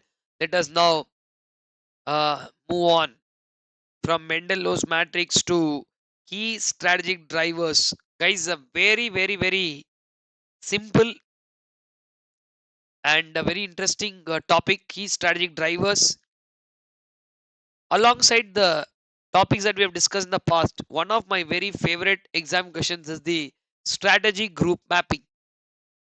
Another two, already 2 stars are marked for that. You see, strategy group mapping is such a very, very interesting topic because everybody in the industry is your competitor only. By book definition, everybody is your competitor. But we don't want competitors just to know the by book definition. We want to identify who our true competitors are. Now, if you want to know who your true competitors are, or from where true competition comes, you need to do an exercise called as strategic group mapping. Okay, whereby group of similar firms which are competing for the same set of buyers, they all make up to an industry, and industry has only one strategy group broadly. Okay, this process of constructing strategy group map I'm showing you here, I think all those uh, students on the regular class or students who already watched the marathon, you guys should already be knowing how the circles have come. uh, so we'll take a competitive characteristics like price, quality, the range, and the extent of vertical integration, how much vertically integrated these are, how it is there. So all those are some of the points that uh, that are considering as competitive characteristics. So between one and the other, what are the differences? That is what once we need to try and understand. Then price, quality, geography, all that. Then take not one but two characters. You understood? First list down all the competitive characteristics. Then take two. Plot the firms on a two variable. Why not one variable? One variable will give you again a wider cover. If you take two variables, that is like who falls in the same price range within the same geography. Understood? Within the same geography, who falls in the same price range. Like that, if you can try and ascertain, it will be great, right? So plot the firms on a two variable map using a pair of, not one, but a pair of differentiating characteristics. And then all the firms that fall in the same strategic space, assign all of them to a same strategic space, who all falling in the same, like that is why I did see one smaller circle where everybody is falling in that circle. Then draw circles around all those people who fall in the same strategic space. So here I gave you, see, at same price in same geographic range, that will be your strategic group. So instead of broadly concentrating on everybody and losing focus on who your competitors are, you can actually focus, uh, you can thoroughly and actually focus on who your correct level of competition is. Okay, by using the strategic group mapping technique. Again, thank me later if this question directly comes in your attempt. Okay, I'm hoping that it does, but if it does come, right, that should be the best thing that can happen to you. It'll be very easy. So that is the most you can see. Okay, then let us move on, guys, on how you go about the next part here. uh, the fact that, let me bring this down. Yeah, customers to consumers we already discussed, so the second strategic driver is not much of a tension. Then coming to the third one, products, we already discussed the products part, right? uh, then the fact that there are so many marketing strategies, right? Social marketing for social causes, augmented marketing is additional services being provided, direct marketing, relationship marketing. Direct marketing is personal, face to face marketing through or through other media, reach out directly to the customer.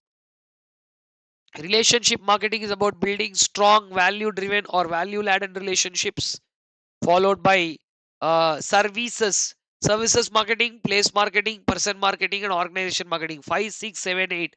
All those four are about specific thing. In the first one, we are talking about services, which are intangible. You're marking this, right? Then, if you talk about person marketing, you're talking about sports stars, film stars, so all those people. Sports stars market themselves to be in the news. Film stars market themselves to promote their careers. Politicians to do get their votes, like that. Person marketing. Then talk about place marketing. What do you mean by place? It can be two things. Either it can be a physical place, either it can be a physical place where tourism and other things can be marketed. Tourism and other aspects can be marketed. And also similarly, if you see, uh, visit our website, if somebody is saying visit our website, that also means to do with the place marketing. Then if you are maximizing the power of a brand, maximizing the power of a brand by trying and pushing through organization, then it is called as organization marketing. Then enlightened marketing is there, which is very, very, very important. There are 5 points in enlightened marketing where through this enlightened marketing, you're trying to even convey the mission of the organization. It's a sense of mission marketing. It's a sense of mission marketing, very customer oriented marketing. You now need to drive through that so carefully that generally, you see somebody who's gotten enlightened, they know so much about something like that. Here also you should know the fact that your customer is enlightened about it. Then splitting into differential categories, right? Like how Hindustan Lever does Lifebuoy, Lux and Rexona in one segment, Liril and Pierce in another segment. That's called differential marketing. Then if you do marketing for products which are seasonal in nature, they're called as synchro marketing. And then if you focus on a subgroup of a larger market, is called concentrated marketing. If you're focusing on only a subgroup of the entire one, it's called concentrated marketing. Then the last one is very interesting. It's called demarketing. I think all of you know this, but one more time I would like to mention what that is. Demarketing is not destroying the demand. What you're doing there is to reduce the demand temporarily, or even sometimes reduce the demand permanently.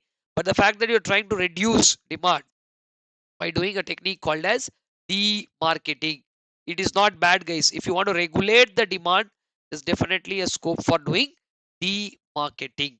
Okay, so I hope this, if any of these come in the MCQs also, which many times they have come, so again you can uh, revise that. And also the amazing concept on channels.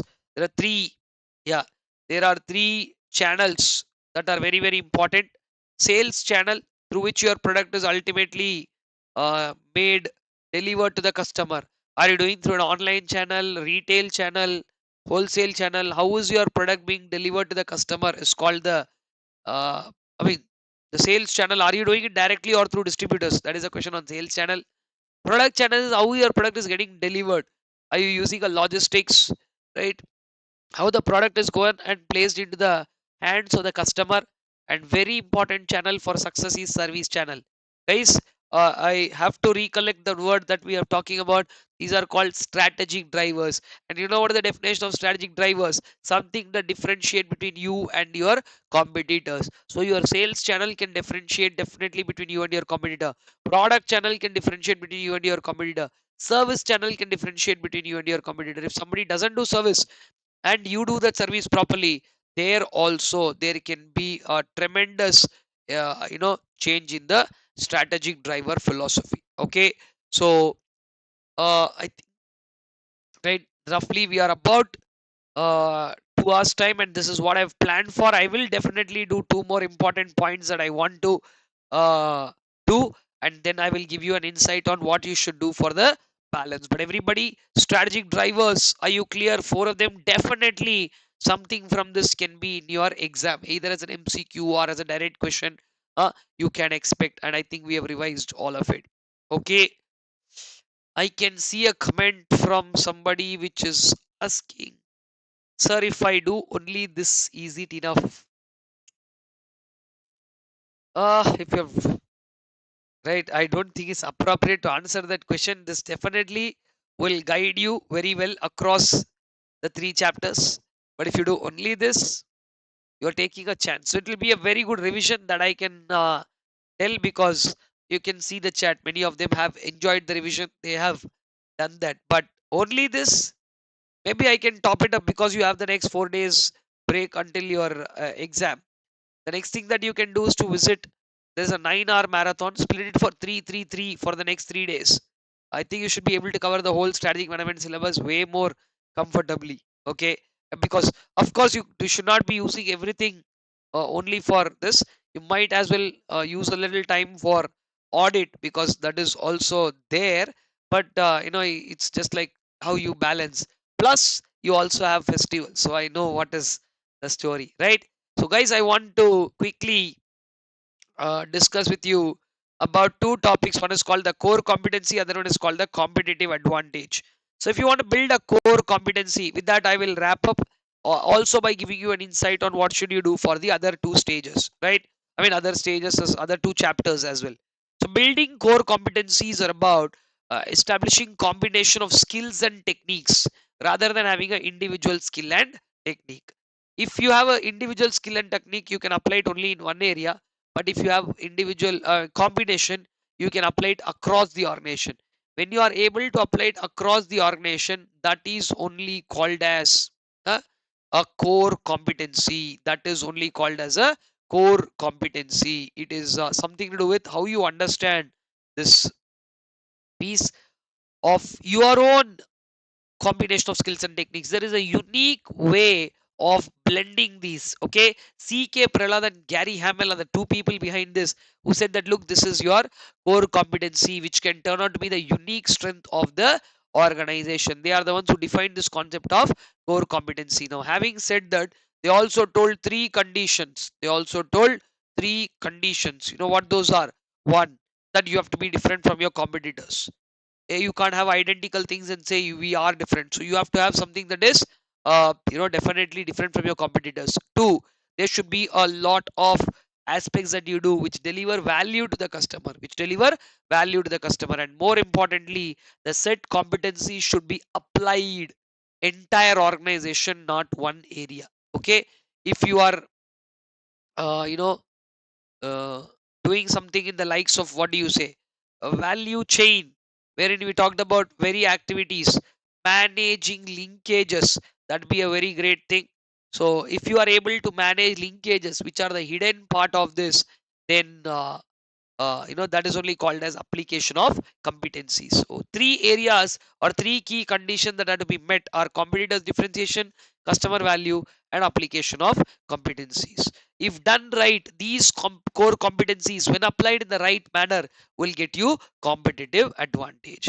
Now, the two questions that I'm always bothered about, as which are multiple times appeared in the exam, is that what are the four criteria? Okay, I have already replied to your comment, Noma. If I do only this, is it enough? I have replied to that comment just a couple of minutes back before starting this. So if you can go back and see, you will find the answer. If you haven't heard, or maybe there's a delay in your live. Yeah, you joined the live late. Just click go live. You will find that also. All right, guys, come on, everybody. Uh, Let us take two of those questions and wrap up this. First one is called as four criteria to build core competency, which are the core competency should be valuable, rare, costly to imitate, and they should not be substitutable. If they're easily substitutable, they'll be done. If core competencies are very common and they're not rare, then also somebody will take it off. There's core competency, what you call, you should not be the only one shouting they are core. Customers should value them to be core. And also, one more important point that you have to understand is they should be costly to imitate. You can't say not imitable, because there's nothing that you can do to stop somebody from imitating that. But definitely, they should be costly to imitate. So, if you can build something that is valuable, rare, costly to imitate, and not substitutable, consider that they are going to go in for a long run. Then, if you, as I told you in the previous part, if you get this equation right and develop core competencies when applied right should help you get to the competitive advantage. Okay, and competitive advantage is an achieved advantage over rivals. You can't go and buy the competitive advantage from anywhere in the market. You have to achieve it, and the only way to achieve that is by getting core competencies.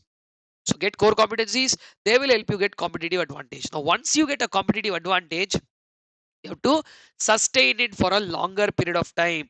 Now, to sustain core competencies over a long period of time, you have to have two things that have to be there: durability and appropriability. Sometime back, I already told you there should be there. Durability means for a longer time. Appropriability is about like your P&L appropriation account. Who gets the returns from that? You have to make sure that you balance that, and then imitability and transferability should not be there. If things are easily imitable or transferable, then they'll go. They should not be present. So if a competitive advantage has to sustain in the long run, durability should be there, and probability should be there. Imitability and transferability should not be there. Okay. And to conclude the whole of analysis, okay, let's give a proper conclusion. You did external analysis, you did internal analysis, you combine everything, then you will do what is called as a SWOT analysis. Strength, weakness, opportunity, and threat. Strength is an inherent capability, while weakness is an inherent limitation. Opportunity is a favorable condition, okay, and threat is a unfavorable condition. Before I proceed with here, I found a question from Wiki which says, sir, give a perfect example for core competencies in a business. I will give you one example which you will never forget. Okay, core competency is a combination, unique combination of skill and technique, right?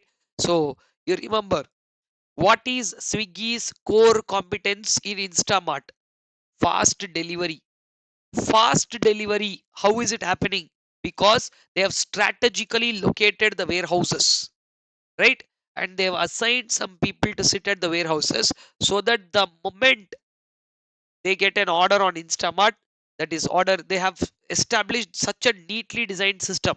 Order pops up, people will pack it, and the guy who's sitting there will pick it up, and it will reach to your place in less than like 10 or 15 minutes. This I'm talking in higher side.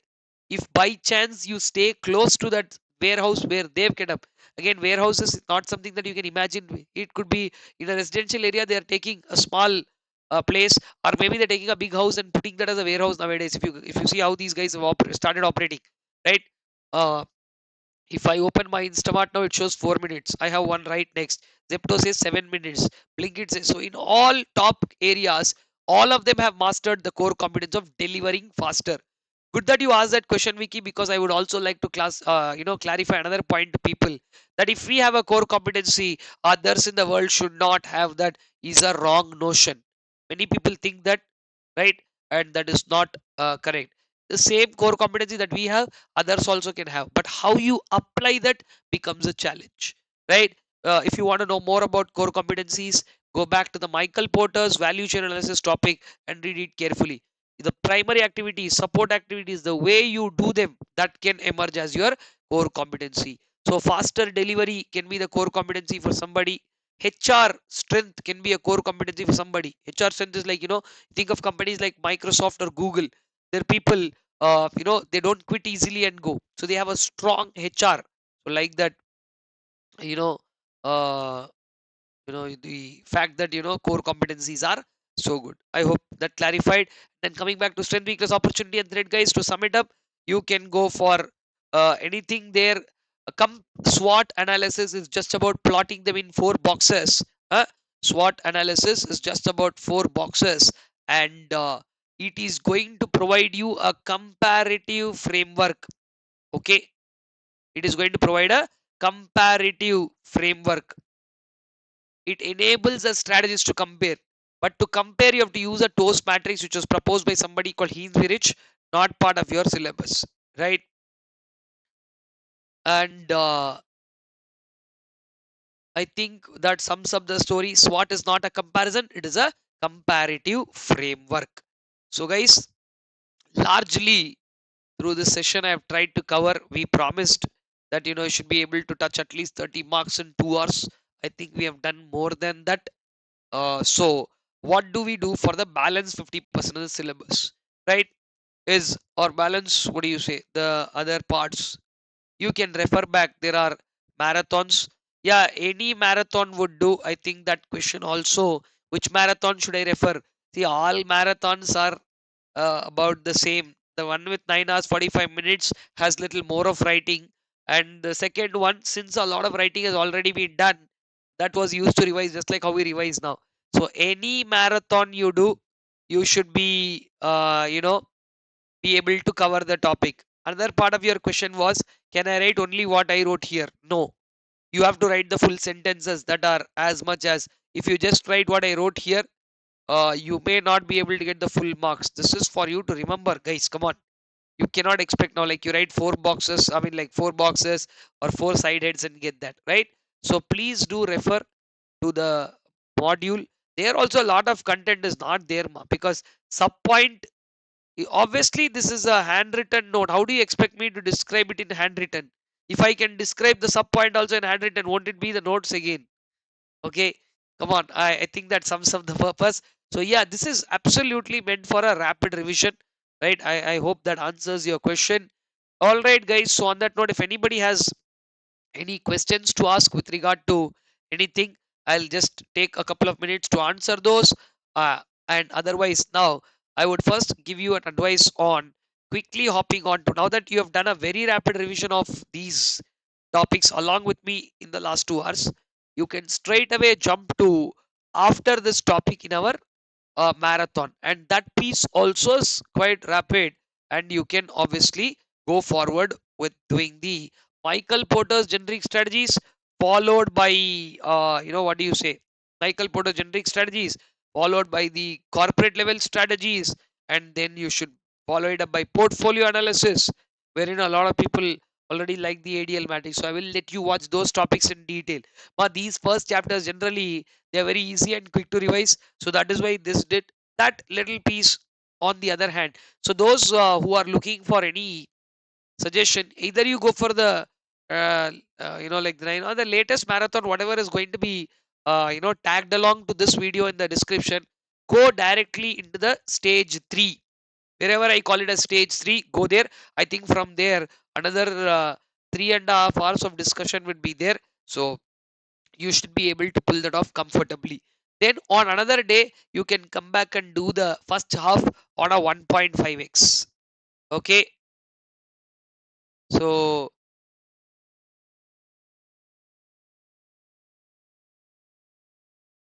okay, though they generally don't ask you to write those marketing strategies. Okay, I see the first question. The question was, for products, if at all there are a list of marketing, generally they don't ask you to write all of those. Uh, if they ask you to write about specifically, they ask generally the previous exams, if you've seen, they are nowadays putting them through to MCQs. So, which of the following marketing type it is? Social, augmented relationship. They are giving options and asking in MCQ. If at all a question arises, you can write the 1 or 2 lines about them. You can just refer our main module. Okay, there 1 2 lines about them are given. No, that much if you write, they are enough. I haven't seen a question that has come in the recent times where they asked you to explain everything. I don't see that. Okay, so I think on that note, I would like to conclude, guys, because uh, I don't see any more questions. So if you guys can give me a go ahead on this, we will wrap it up. And I can see thumbs ups coming from all of you. So yeah, that this session was really productive because generally we do a marathon. This was much more rapid than a marathon because we revised what we already discussed in the marathon. Okay, so yeah, I think I am really glad to pull this off because my planned schedule was to pull this off till 30 marks here, and we definitely did beat that line. My only thing is, you know, you should take care of the rest, and that will help you do that. Already, every content is there. And one more time, excuse me on my, voice or the air. So, other than that, I don't see anything. Yes, I will be around for a minute. Yes, yes, no issues. Meanwhile, I will wish a very happy Sankranti to all who are celebrating and wish you a good luck in your exams. So make sure that you use the additional time slot here to, you know, make sure that you go for a proper pattern study. Sometimes when you have too much time, they only generally go waste. So ensure that you use it to your productive advantage and make sure that you really do well. And I'm wishing you all the very best. Okay, uh, for your upcoming exams, both the exams, whatever are there.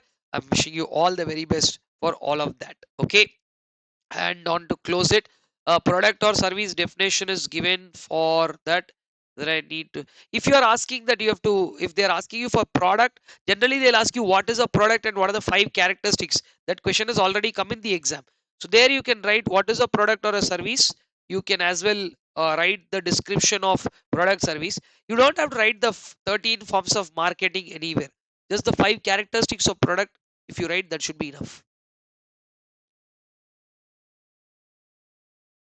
Okay, MCQs, how to skim through those case scenarios. And again, if you have joined me in the very beginning of the session, I did mention the fact, can I solve one case scenario? You can refer back to a video where I made there is no specific need to solve a case scenario.